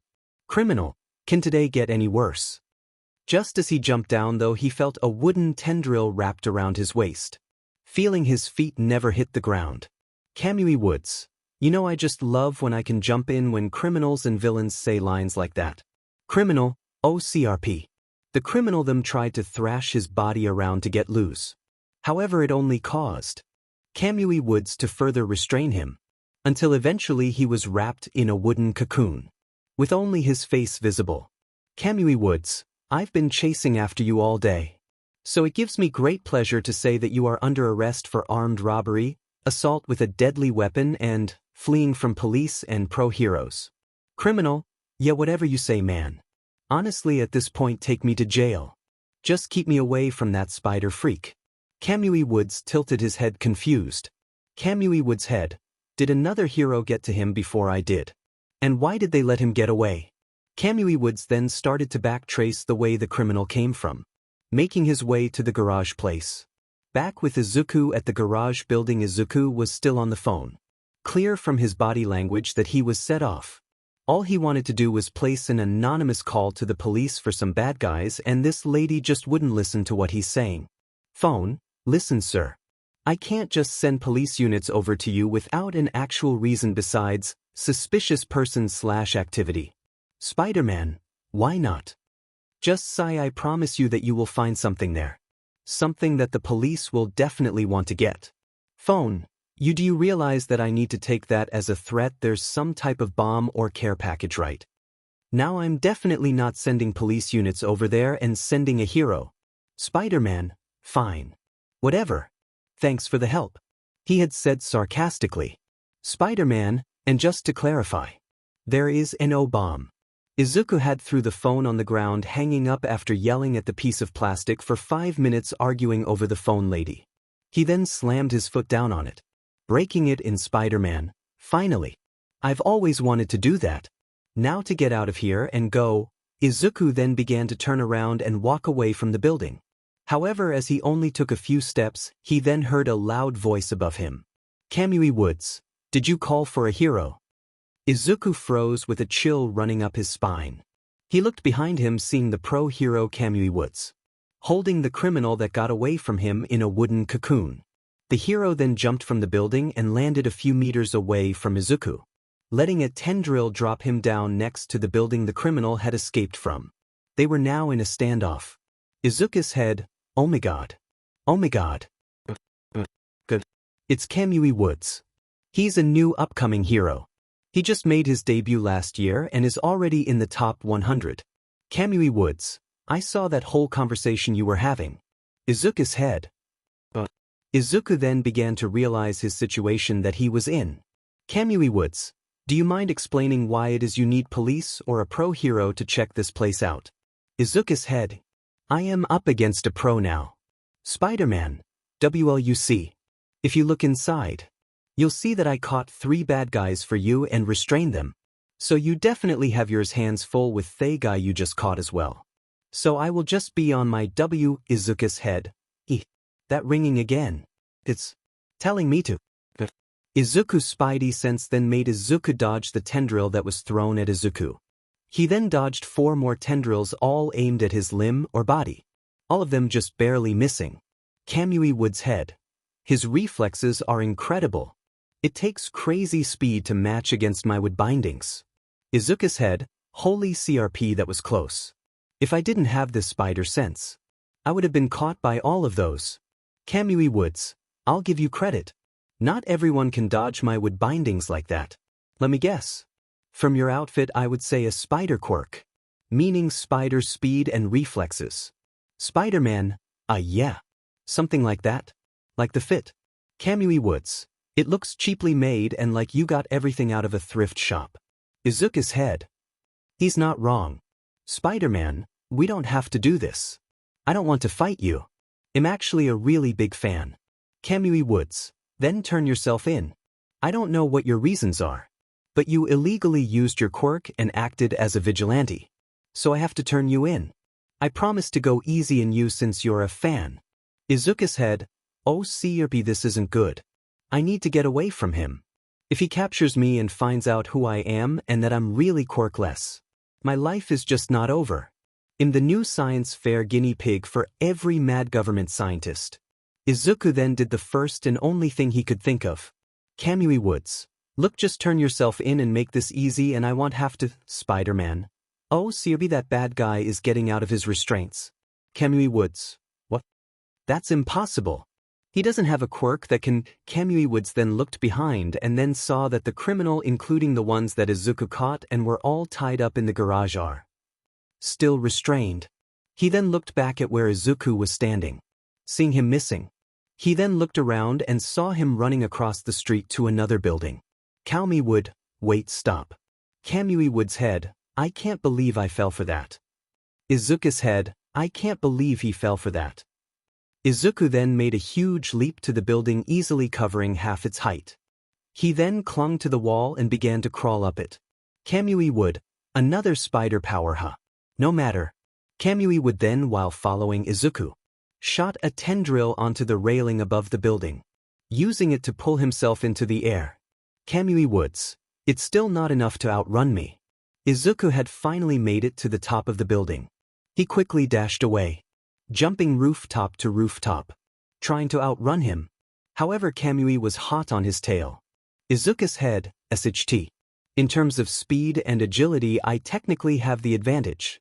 But 𝐀𝐮𝐭𝐡𝐨𝐫 quirk arbor allows him to grapple from long ranges. Plus his years of experience and training. I'm the one at a disadvantage here. Izuku then made a giant leap across 2 buildings, taking advantage of a wall between them and wall running for the first time. He jumped off the building and did a safety roll to the ground, continuing to run but taking a quick look behind him. Seeing 𝐀𝐮𝐭𝐡𝐨𝐫 would just shoot a wood tendril and grapple over easily. 𝐀𝐮𝐴𝐵 would, give it up, spider guy. You can't escape me with just your quirk. Spider-Man, it's Spider-Man. And just please give up on me. Izuku then noticed he was starting to get closer to train tracks. Suddenly getting an idea. He looked at his watch while running on a rooftop. Izuku's head, it's almost 9 p.m. The next train should be showing up any minute now. Maybe this is my chance to give me some space from him and a chance to hide and lay low. Izuku then started to run on the tracks themselves. This time trusting his pure speed to get him away from 𝐀𝐮𝐭𝐡𝐨𝐫. 𝐀𝐮𝐭𝐡𝐨𝐫's head, DMN. This guy is fast. I was only able to keep up from grappling so much. But now that it's just a straight race, I won't be able to keep up. I have to end this now before he gets away. Izuku's head, okay, I have to time this just right. Otherwise I'll go splat. Izuku then made a huge leap over the railroad track which was close by to a tunnel. Izuku's head, as long as he doesn't use his ultimate move lacquered chain prison, I should be 𝐀𝐮𝐭𝐡𝐨𝐫, lacquered chain prison. Spider-Man, OHCRP. 𝐀𝐮𝐴𝐵 had then used his ultimate move on Izuku while he was mid-air, wrapping his arm and leg in wooden tendrils. Luckily Izuku was able to land on the other side of the train tracks. It was now a tug of war between the two. 𝐀𝐮𝐭𝐡𝐨𝐫 tried to pull Izuku to him using his tendrils while Izuku used his stick powers to stay stuck on the ground with his feet and keep himself in place. All while the tendrils already around his arm and leg started to grow more, trying to wrap more of his body up. Spider-Man, 𝐒𝐮𝐦𝐬𝐚 under different circumstances. Grunt, this would be so much cooler getting your ultimate move used on me. 𝐀𝐮𝐭𝐡𝐨𝐫 would. I'm glad you could feel so honored. Now if you would kindly surrender so I can take you to the police station. Izuku then began to hear the train finally come. Knowing it's a bullet train, it was gonna come in super fast at 250 miles per hour. Faster than a normal human could process or dodge. Izuku then started to flex and resist his bindings, slowly breaking the wood that kept continuing to grow. 𝐀𝐮𝐭𝐡𝐨𝐫 wood's head. He has super strength too. This guy is becoming more of a pain in the butt every second. Izuku's head. Come on Midoriya. You can do it. Free. Izuku then, using everything he had, stretched his arms out, shattering the wood over his upper body, surprising 𝐀𝐮𝐭𝐡𝐨𝐫 woods. Then at lightning speed, suddenly a train smashed into the wooden tendrils connecting him to Izuku, shattering it to thousands of paces and also releasing Izuku. Izuku quickly used the chance to escape, dropping off the train rail and running away from 𝐀𝐮𝐭𝐡𝐨𝐫 as fast as he could. Once the train had finally passed for 𝐀𝐮𝐭o𝐡𝐨𝐫, Spider-Man was nowhere to be found, and 𝐀𝐮𝐭o𝐡𝐨𝐫 was trying to grow back his hand and arm alone on the track. 𝐀𝐮𝐭o𝐡𝐨𝐫 woods. Damn it. I lost him. It's gonna take me 2 minutes to grow my arms back, let alone use them to grapple and parkour. Empty lady is gonna rub this in my face way too much. 𝐀𝐮𝐭o𝐡𝐨𝐫 woods then looked into the distance, thinking back in his chase with Izuku, even nodding in acceptance of his abilities. 𝐀𝐮𝐭o𝐡𝐨𝐫 woods. Spider-Man It's catchy. Meanwhile, with Izuku in his room, Izuku had climbed into the window of his room, opening it from the outside and crawling through. He then threw his mask off his face, feeling the relief of taking the hot sweaty ski mask off. Izuku, oh man, that was crazy. Izuku then collapsed on his bed, feeling his bed bounce and shake until rested still, his exhausted muscles sinking into the bed. He then thought back to his night, going over everything that had happened. Izuku's head. I didn't end up getting anywhere with Dad's killer. I fought the wrong guys. Then to top it all off, had to face off Dash. More like run away from a pro hero so I wouldn't get caught. Izuku had doubts about what he was doing. He never wanted to be a vigilante. He thought once he got his powers he would finally get to be a hero, to be just like All Might, like he had always dreamed of. Izuku's head. Am I doing the right thing? However, he then turned his head to his desk, seeing a picture of him and his dad together when he was younger. It was of him and his dad doing a science project together, working with a chemistry set, with his dad pouring chemicals into a vial, creating a foam stream shooting out. And he had a smile on his face, wearing his goofy protective glasses and science coat that was too big on him. Izuku's head. No. I can't let that villain walk away. Not after what he did. And I have to make up for what I didn't do, no matter what. Izuku then kept looking at the photo of his father. He remembered it like it was yesterday. Years ago, when Izuku was in the same apartment, Hisashi was giving Izuku another gift. At the party was his father, his mother who was a little thinner, and Bakugo. He invited other kids. They never came though. However, in that moment Izuku didn't care. He was too busy enjoying his gifts. Hisashi, here you go son. Izuku, a mad scientist 𝐀𝐮𝐭𝐡𝐨𝐫.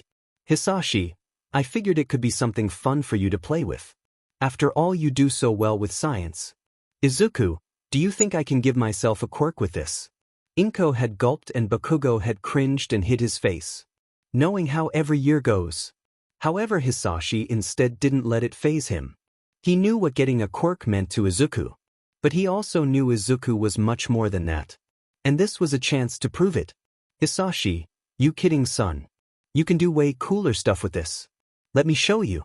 His father then took apart the scientist kit he bought for Izuku and set it up for him. Meanwhile, Inko had put eye goggles and gave Izuku and 𝐀𝐮𝐭𝐡𝐨𝐫 matching white science coats, both of them being a little too big.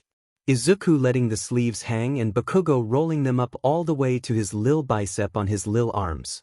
𝐻𝐵 then set everything up, having various glass vials and beakers set up on the table, each with different vials of chemicals. 𝐻𝐵, now what we are going to be making is called elephant toothpaste. Bakugo then chimed in trying to be funny. Bakugo, I didn't know elephants needed to brush their teeth. 𝐻𝐵 joked back at the spiky-haired boy. 𝐻𝐵, well, elephants need good hygiene too. Maybe you should be more like elephants Katsuki.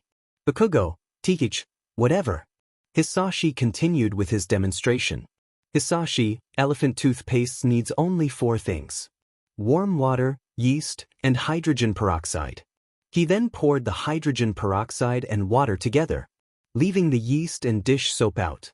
𝐻𝐵, the hydrogen peroxide stores oxygen inside itself. When it begins to break down over time, it releases that oxygen in the form of gas. 𝐻𝐵 then grabbed some dish soap and food coloring, pouring them into the vials. 𝐻𝐵, then we are going to add some dish soap to make our little concoction more bubbly, and some green dye for color. Izuku, hey, it's gonna look like our hair. 𝐻𝐵, I mean, if it looks good on us, it'll look good here. After he finished mixing all the ingredients, he then waited as his son and his friend watched anxiously. Meanwhile, 𝐾𝐮𝐭𝐡𝐨𝐫 had her camera out. 𝐻𝐵, now the yeast is a catalyst which breaks down chemical bonds faster, which in this case the yeast will break down the hydrogen peroxide faster, making it produce much more gas. He then added the yeast, making the vial begin to foam. 𝐻𝐵, the dish soap then traps the gas in its bubbles, and as the gas tries to escape, it only can go one way, which ends up making.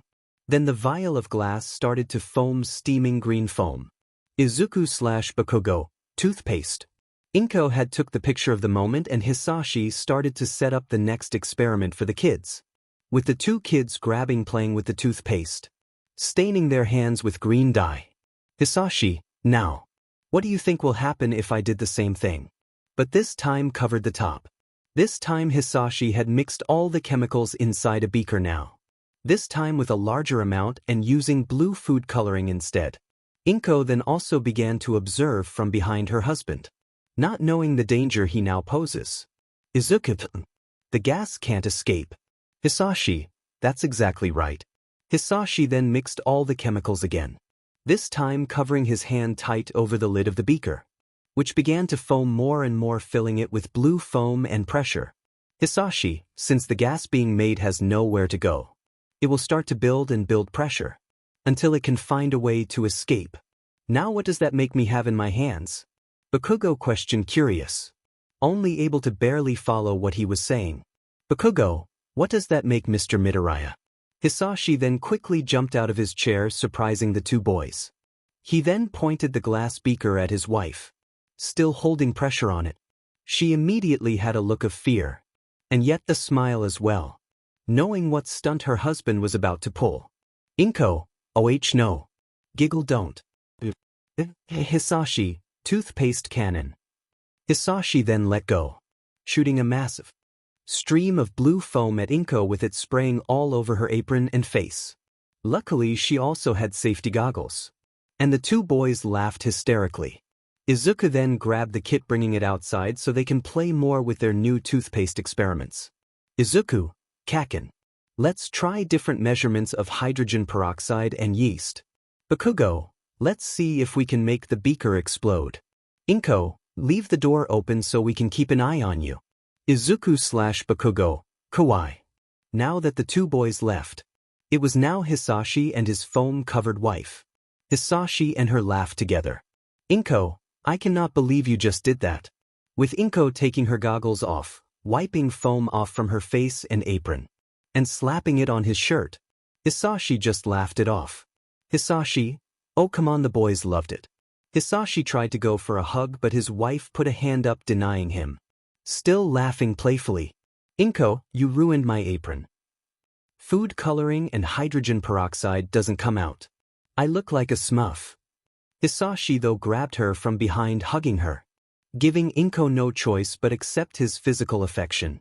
𝐻𝐵, oh but you're such a CC smurf though. I even blew my load all over you.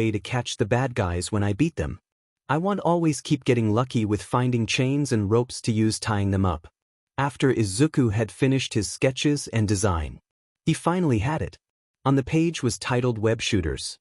MK under it a design of a gauntlet with triggers on the palm and a spray-like nozzle in the end of its wrist, along with other mechanical parts.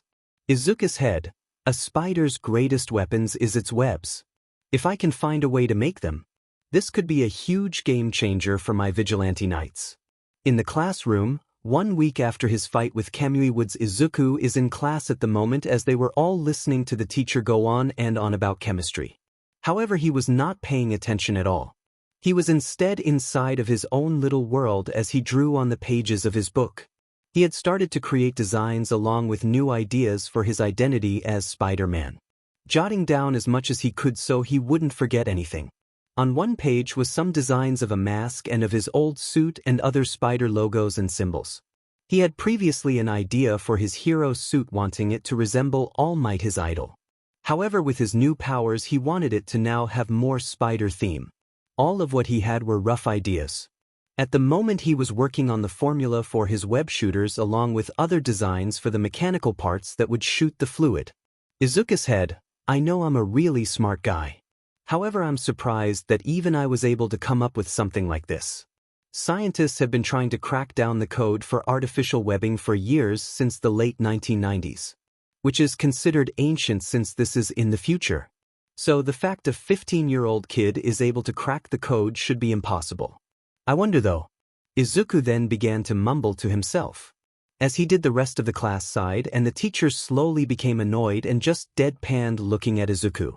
𝐻𝐿𝐻𝐿, who was sitting close next to him, even began to look at Izuku with a hint of frustration because he was trying to learn from the teacher but can't because he just wouldn't stop mumbling to himself. Thankfully no one could even understand his mumbled jargon of words. Izuku mumble, did the spider that bit me pass on some type of web-making knowledge? Like how to combine certain enzymes together, what proteins to use, and even how potassium works with surface tension by 𝐻𝐿𝐻𝐿 then kicked Izuku's desk with just his foot, making his desk lightly shake and got Izuku out of his daydreaming. 𝐻𝐿𝐻𝐿, Deku, will you shut up? Trying to learn here. Izuku, W-. Sorry. The teacher then called on Izuku to answer a question presented on the board, hoping that since he wasn't paying attention this could be a chance to show him he needs to listen. Teacher, Midoriya. If you've been taking notes, Explain the concept of electronegativity and how it influences chemical bonding. Izuku then calmly answered back to the teacher with no issue at all. Izuku, electronegativity is a measure of an atom's ability to attract electrons in a chemical bond. It influences the type of bond that will form between atoms. If the electronegativity difference is large, an ionic bond forms, while if it's small, a covalent bond forms. The teacher just stood there silent for a solid 4 seconds, realizing that it's gonna take more than that to get the jump on Izuku. Teacher. Anyways, as I was saying, the teacher then continued on with his lesson. Izuku then went back to working on his new invention, making Bakugo give him a look of curiosity, wondering what his friend is working on. In a chemistry lab at another high school at night, the school Izuku went to did not have any type of chemistry lab or the equipment and supplies he needed to make his web fluids. So he did some research and found another high school close by that does have what he needs. Izuku's head. It looks like the coast is clear. All the faculty at this school left and the janitors should be gone for the night. The lab I'm looking for should be on the 3rd floor. He then waited till nighttime and snuck into the lab. He was currently not in costume and wore his normal street clothes, wearing his backpack, a simple green hoodie and brown shorts with a black shirt. He took a look around, making sure no one could see him. When he checked to make sure there were no cameras, he then used his spider strength and agility to jump over the fence in one go. He then quickly ran to the side of the school, hugging the wall. He then started to crawl on the wall, continuing to look around and make sure no one can see him. He then crawled over to a window on the 3rd floor of the school, opening the window easily as it wasn't even locked. He then crawled inside the classroom, seeing a proper lab with glass vials, sinks, Fletchers and all other sorts of things. Izuku, oh, this is great. I should be able to make what I need here. Izuku then let his backpack on the ground and headed to a closet, picking out a white lab coat and safety glasses, taking off his current green hoodie and sliding the coat on. Izuku, I just needed a space to work and properly perfect my web formula. Once I work out all the 𝐀𝐮𝐭𝐡𝐨𝐫 in my web making process, I can produce it at home easier. Izuku then began and started to get to work, knowing he only had tonight to perfect the web making process. He started to set glass vials up and a Bunsen burner. He then started the complicated process of making his web fluids. Izuku's head, the fluid that I'm making is a sticky compound that has incredible tensile strength. Normal spider silk is incredibly strong and has a tensile strength 5x stronger than steel. Spider silk has a tensile strength of around 1 gigapascals GPa, or 160,000 pounds per square inch psi on average. This means that spider silk can support up to 392.4 pounds per square millimeter, or 178 kilograms. If my math is right, I should be able to produce a silky thread that can hold back any bad guy or villain that gets caught in it. Izuku had then poured in a glass vial inside a large beaker he was making the fluid in. However, it then suddenly started to foam and grow extremely fast. Izuku had grabbed the glass vial with one hand and got it to the sink before it overflowed on the counter. However, as it finally stopped foaming up, Izuku noticed his hand was covered in a white silk-like material. He tried to pull his hand out of the sink but was stuck inside it. Izuku, oh great, not again. First my stick empowers and now my webs. Why can't I just stop getting stuck on things? Minutes later, Izuku had somehow managed to get himself free. He had changed a few things in his formula this time. He had brought a bike pump and built a nozzle with a hose and connected it to a pressure chamber. Izuku, okay. I changed a few things, so now the web fluid should be less reactive to carbon dioxide, which caused it to expand and cement so fast. Now to test if I can shoot it through this nozzle I made. Izuku then poured his web fluid into the pressurized chambers, sealing them off and then using a bike pump to pump the chamber with air pressure. He then began talking to himself. Izuku, so how it should work is the pressure building up inside the chamber will force the web fluid out of it. The nozzle then shapes the fluid into a thread or any other shape I want the web to come out as. Izuku then stopped pumping the bike pump and grabbed the hose nozzle. He then ever so gently released the trigger on it, pop / to WIP. Izuku, Izuku's whole face was then covered in webs and fluid. taking his safety glasses off and seeing the nozzle had popped right off the hose. Izuku. I think I used too much pressure. Hour later, Izuku had fixed his nozzle again and once again made more web fluid to test out. This time not using as much pressure in the web chambers. Izuku, okay. Let's try this again. Izuku once again got set up. This time being more careful with the trigger and even squinting his eyes ready for it to explode again.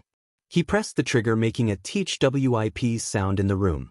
Izuku opened his eyes to see a spider silk line being shot and stuck to the wall on the classroom.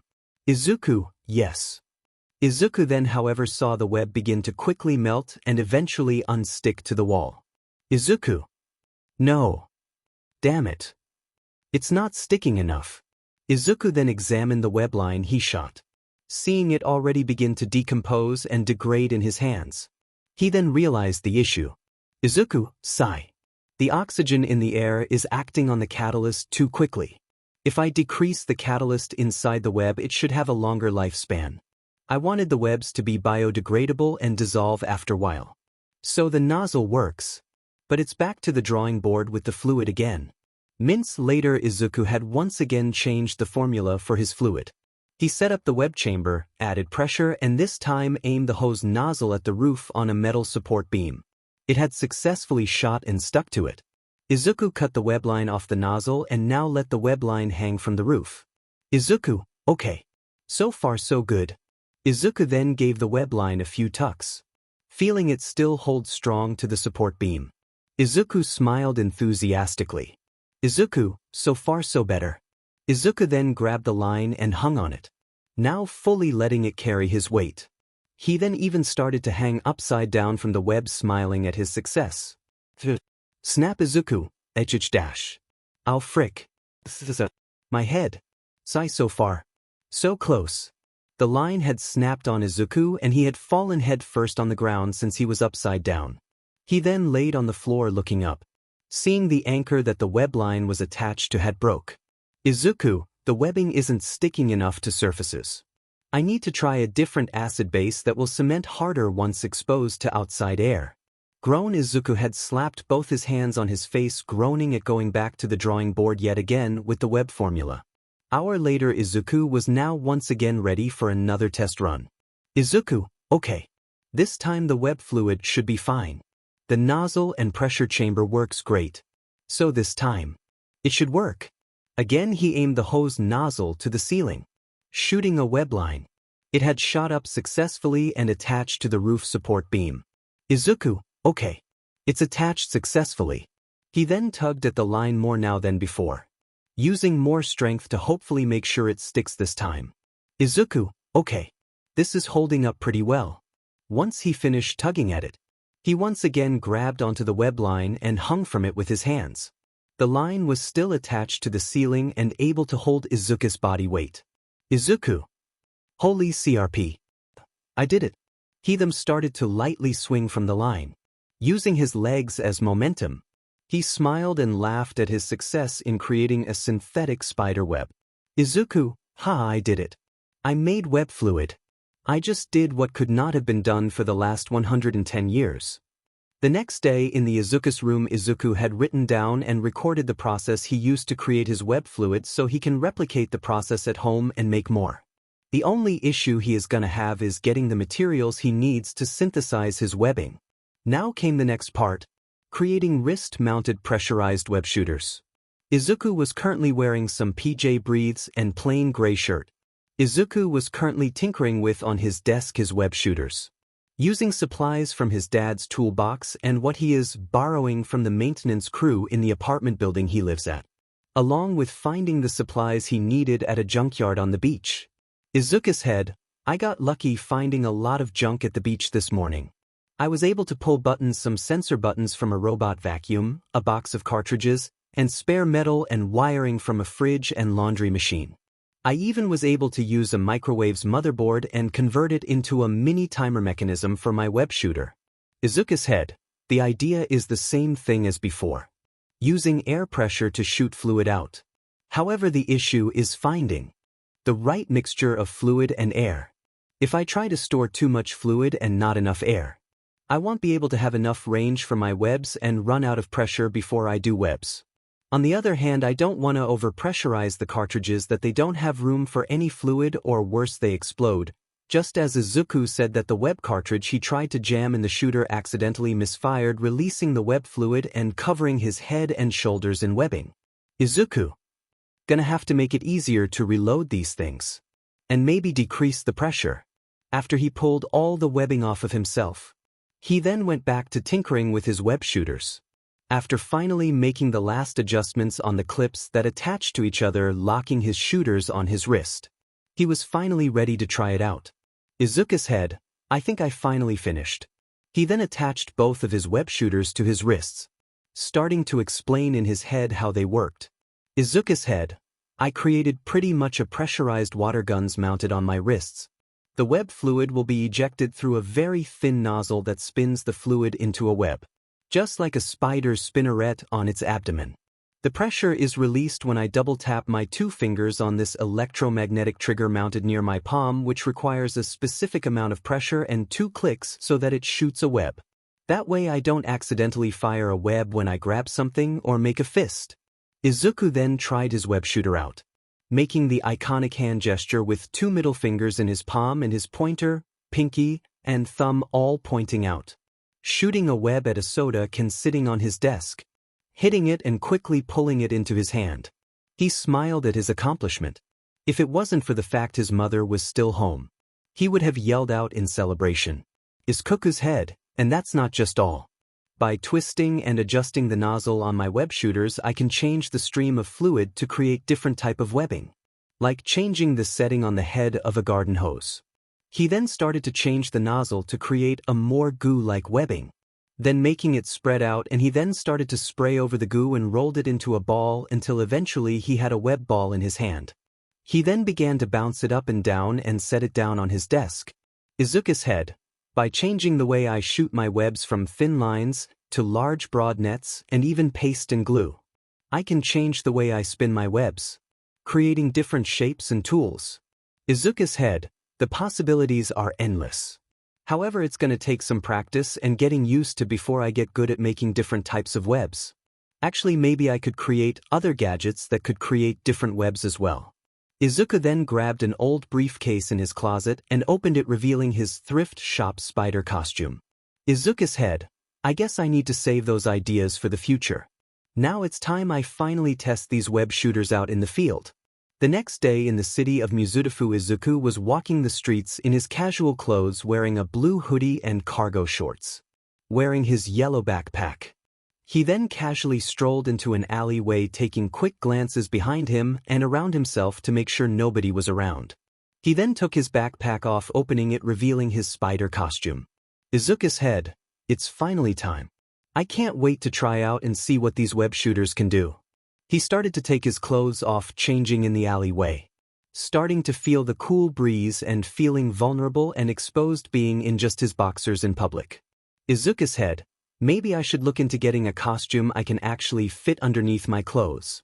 After finally getting his clothes off and bagging them up into his backpack, he pulls out his web shooters from his backpack, attaching them to his wrists. Izuku's head, they're a little snug. But since I'm gonna be swinging from these things, I definitely don't want them to fall off. He then pulled out a utility belt from his backpack. On it were clips of other web cartridges he made. Izuku's head, I'm also glad I thought of building a utility belt which has more storage for web fluid. I originally built a design of my web shooters being mounted to a pressure tank and fluid tank on my back, with hoses and wires leading to my arms. However, I knew it was going to be way too heavy and a giant target on my back when fighting villains. Izuku then unbuckled the belt and looped it around his waist under his shirt and clipped it in place. Izuku's head, so I instead built a belt which stored more web cartridges. When I run out of one fluid, I can quickly eject and reload my web shooters by turning the brace a certain way and pressing a button. He then put his shirt over the utility belt, hiding it well. He then hides his backpack behind a dumpster, hoping nobody would find it. Izuku's head, okay. It's showtime now. Izuku then got on top of the dumpster. He shot a web onto the roof of an alleyway above him. Izuku's head, let's just start off with something easy. Just a simple swing. He then held on tight to the web, and then jumped off the dumpster hanging on tight. His body swung through the alleyway swiftly. He didn't go too far and swung right back to the dumpster. He landed on it with only a little loss of balance. Spider-Man. Okay. So far so good. The web held nicely. I didn't fall. That's a plus. And the mechanism in my web shooters seemed to be working. Let's try something a little harder now. Izuku then used his powers to jump up from a fire escape, now climbing the stairs, until he was a good 2 stories off the ground.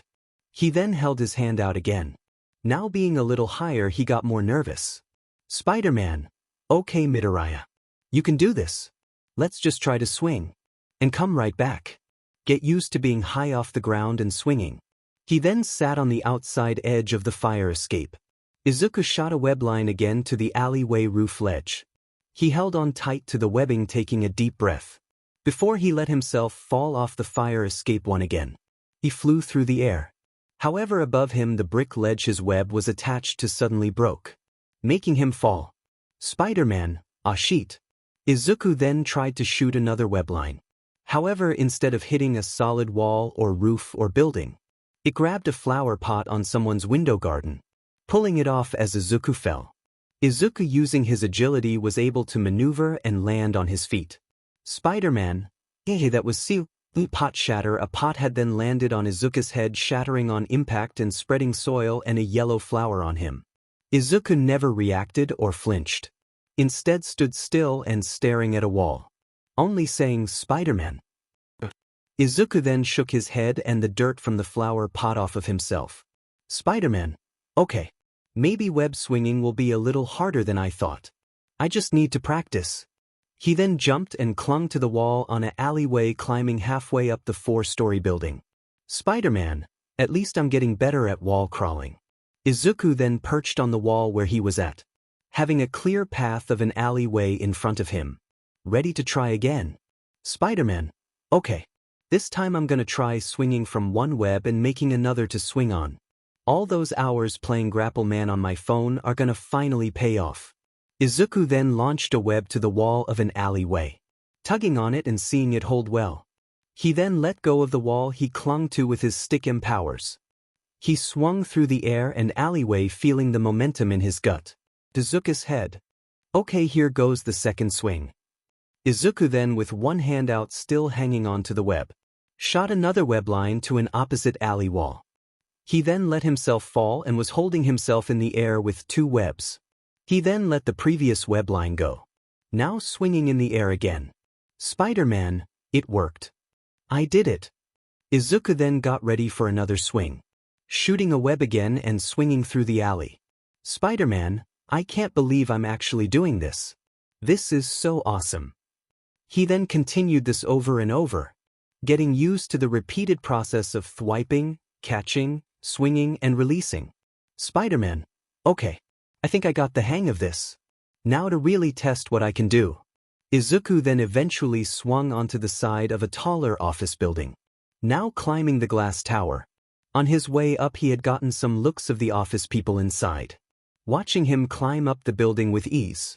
Eventually he made it all the way to the top, climbing on the edge of the building onto the roof. He then looked down, seeing how high he was above the ground now. Easily 20 stories high. Spider-Man. Oh, 𝐶𝐶. Really high. Izuku, looking over the edge, began to feel the world spin and his stomach dropped, getting sick, feeling his skin suddenly have chills and sweat run through it. Spider-Man. Oh boy. I'm gonna be sick. He was about to barf in his mask but quickly swallowed it back down, taking a sigh of frustration. Spider-Man. Oh come on, Midoriya. Don't tell me you're getting cold feet now.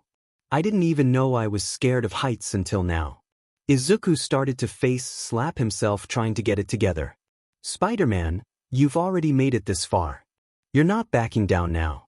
And besides, there's only one way down, and that's the... Izuku looked over the edge again, this time climbing onto it. One wrong step and it's a 5-second drop and splat. Izuku took a bug gulp, hyping himself up. Spider-Man, gulp. Okay. You can do this. You know your web shooters work. You did the math. You got the practice. Tally ho. Izuku then fell forward, letting gravity do the work. After 2 seconds of falling, he shot a web line to a building. Spider-Man, it'll work. Because it has to. The line caught tension and began to swing Izuku fast through the air. It then lifted him forward and into the air. Izuku let go of the web, letting himself fall through the air before shooting another web and swinging on it again. Spider-Man, I'm doing it. I am doing it. He began to do this over and over, once again getting used to the high-speed traveling of web swinging. And what a rush it was. Spider-Man, man, is this better than any roller coaster ride I've ever been on. Izuku enjoyed the feeling web swinging gave him. He used to feel stuck on the ground looking up and hoping. And now he gets to soar through the sky with such freedom and grace, seeing the people below him small.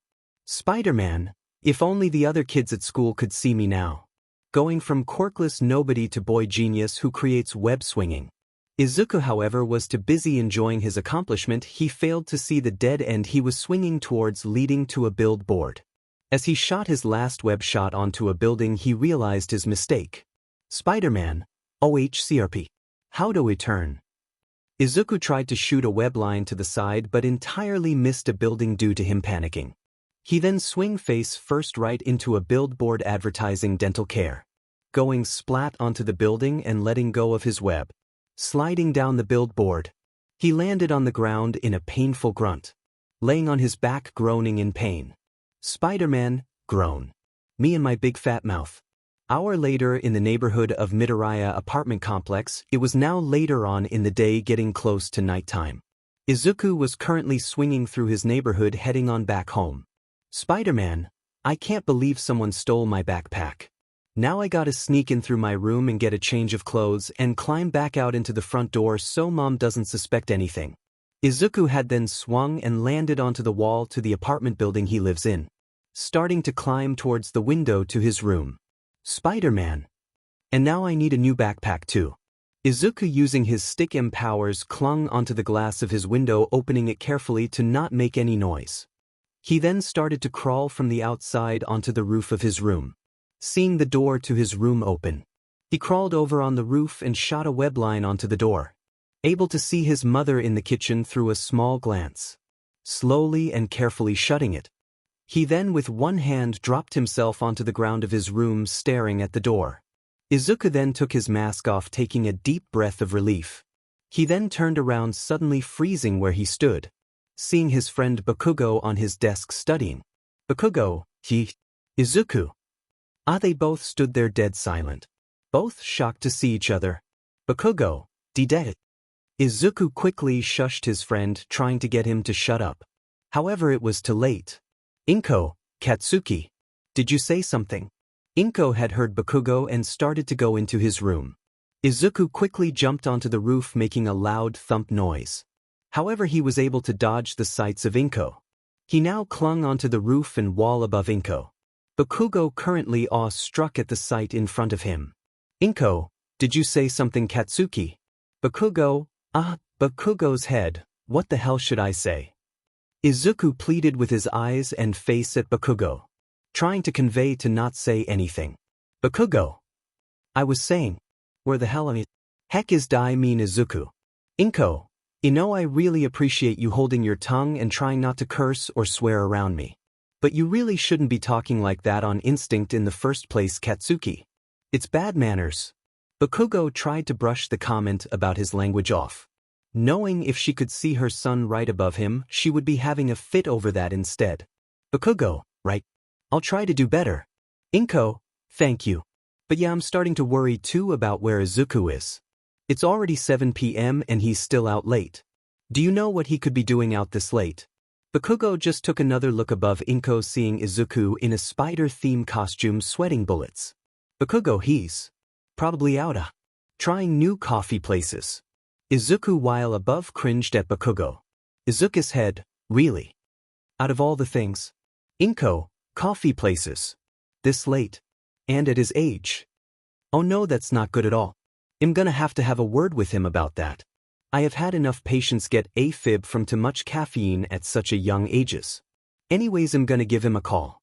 I'm sorry he's been out so late and left you waiting. Izuku's head. I'm so looking forward to that conversation. Bakugo, well, I tried to call and he wouldn't answer. I didn't tell him I was coming over either. So it's fine. Inko, well, you can stay for dinner. We're having chicken curry and rice. Inko had left and shut the door, making Izuku take a deep sigh of relief, once again letting himself down off the roof with one hand. He then quietly said, Izuku, sigh, that was so close. Bakugo then aggressively whispered to Izuku. Bakugo, what the hell is the matter with you? Izuku tried to shush Bakugo, but instead he caught his hand before he could get it on his mouth. Bakugo, don't try and shush me. What are you doing coming in through your window? And what's with the new outfit? Bakugo, while trying to overpower Izuku, realizes it wasn't working. Seeing Izuku not even break a sweat, Izuku started to whisper back as well. Bakugo's head, well, he really is stronger now. Izuku, I didn't know you were gonna be here. What are you doing here anyways? Bakugo, I was gonna ask you to help me study. You get physics and are way better at the math. And stop dodging the question. What's with the costume? You're not going to that wrestling place again, are you? Izuku shook his head side to side, shaking his hands in denial. Izuku, no. God, no. Izuku let go of Bakugo's hand and took a seat on his bed while Bakugo sat on Izuku's chair to his desk. Izuku, I've been going out trying to find the villain who killed my dad. Bakugo was surprised and showed great concern for his friend, still keeping his voice down but clearly showing a stern tone. Bakugo, you're becoming a vigilante. That's so stupid. What if you get caught or worse, killed? Deku, it hasn't even been 3 weeks since you first got your powers. Just because you have powers now, it doesn't mean you're ready to be a pro now. Especially when you don't even fully know what's going on with your powers or what's happening inside you. Izuku, I know that. But what else am I supposed to do? He's out there and every day he's closer and closer to getting to freedom. If he isn't home free from the authorities already. Bakugo tried to reason with his friend. Bakugo, then become a pro hero. Like you always dreamed of doing. Take him in the right way. One that doesn't involve you going to jail. Izuku, that can take years, 𝐀𝐮𝐭𝐡𝐨𝐫. I don't have that kind of time. And like you said, I have no idea what my powers are like yet. I don't know how everyone or the government will react if they found out a quirkless kid was given powers. Bakugo, so then what's your plan? Run around in your thrift shop getting yourself into trouble until eventually you find them. And then what are you gonna do? Izuku went silent for a few seconds, thinking about what he should say, but ultimately couldn't come up with any good answer. Izuku, I don't know. I can figure that part out when I find him and beat him and… Bakugo cut him off though, seeing a look he never saw Izuku have before. A look of anger, resentment, and of revenge. Bakugo, and what? And what, Deku? Izuku said nothing back, unable to admit his bloodthirsty motive of revenge for killing his father. Bakugo had gotten up and started to walk out his room. Bakugo, I can't let you keep doing this. I'm telling your mom. Izuku quickly, however, shot a web shot at Bakugo's hand, making it stick to his dresser, surprising Bakugo. He then, still whispering, asked him angrily, Bakugo, what the dash? Did this stuff come out of you? Izuku shook his head no, sliding his sleeves up to show his web shooters he made. Izuku, no, I made it. They're web shooters. Pretty cool, right? Bakugo, not when you stick me to your dresser, Deku, no. Not cool. Seriously, what is this stuff? It's so strong. Bakugo tried to rip his hand off but was unable to. Izuku, you can't tell mom. She can't know about this or else she'll freak out. You know how she gets with me. Bakugo, yeah, because you're her only son who is powerless and she just lost her husband. Of course she would freak out about her kid going out and almost getting himself killed. Izuku finally had enough and started to let out everything he had been keeping to himself. Everything he kept inside to let out on the streets as Spider-Man, because he knew it was the only way he could make Bakugo understand why he has to do this. Izuku, I know that, 𝐀𝐮𝐭𝐡𝐨𝐫. I do. But I can't. I can't keep going like how things did before. Like they still are. I see him. The villain who killed my dad. I see him everywhere I go and every time I close my eyes. He thanked me. I had a chance to stop him and I didn't. He thanked me and… then killed my father. Izuku was always a crybaby. However, this time he only teared up, quickly whipping them away. Izuku, if I had just stopped him. If I had just went to pick my mom up like I was supposed to. If I had just listened to what my dad said, what he was trying to tell me, he would still be alive. Bakugo once again had to navigate an unfamiliar emotion. Empathy.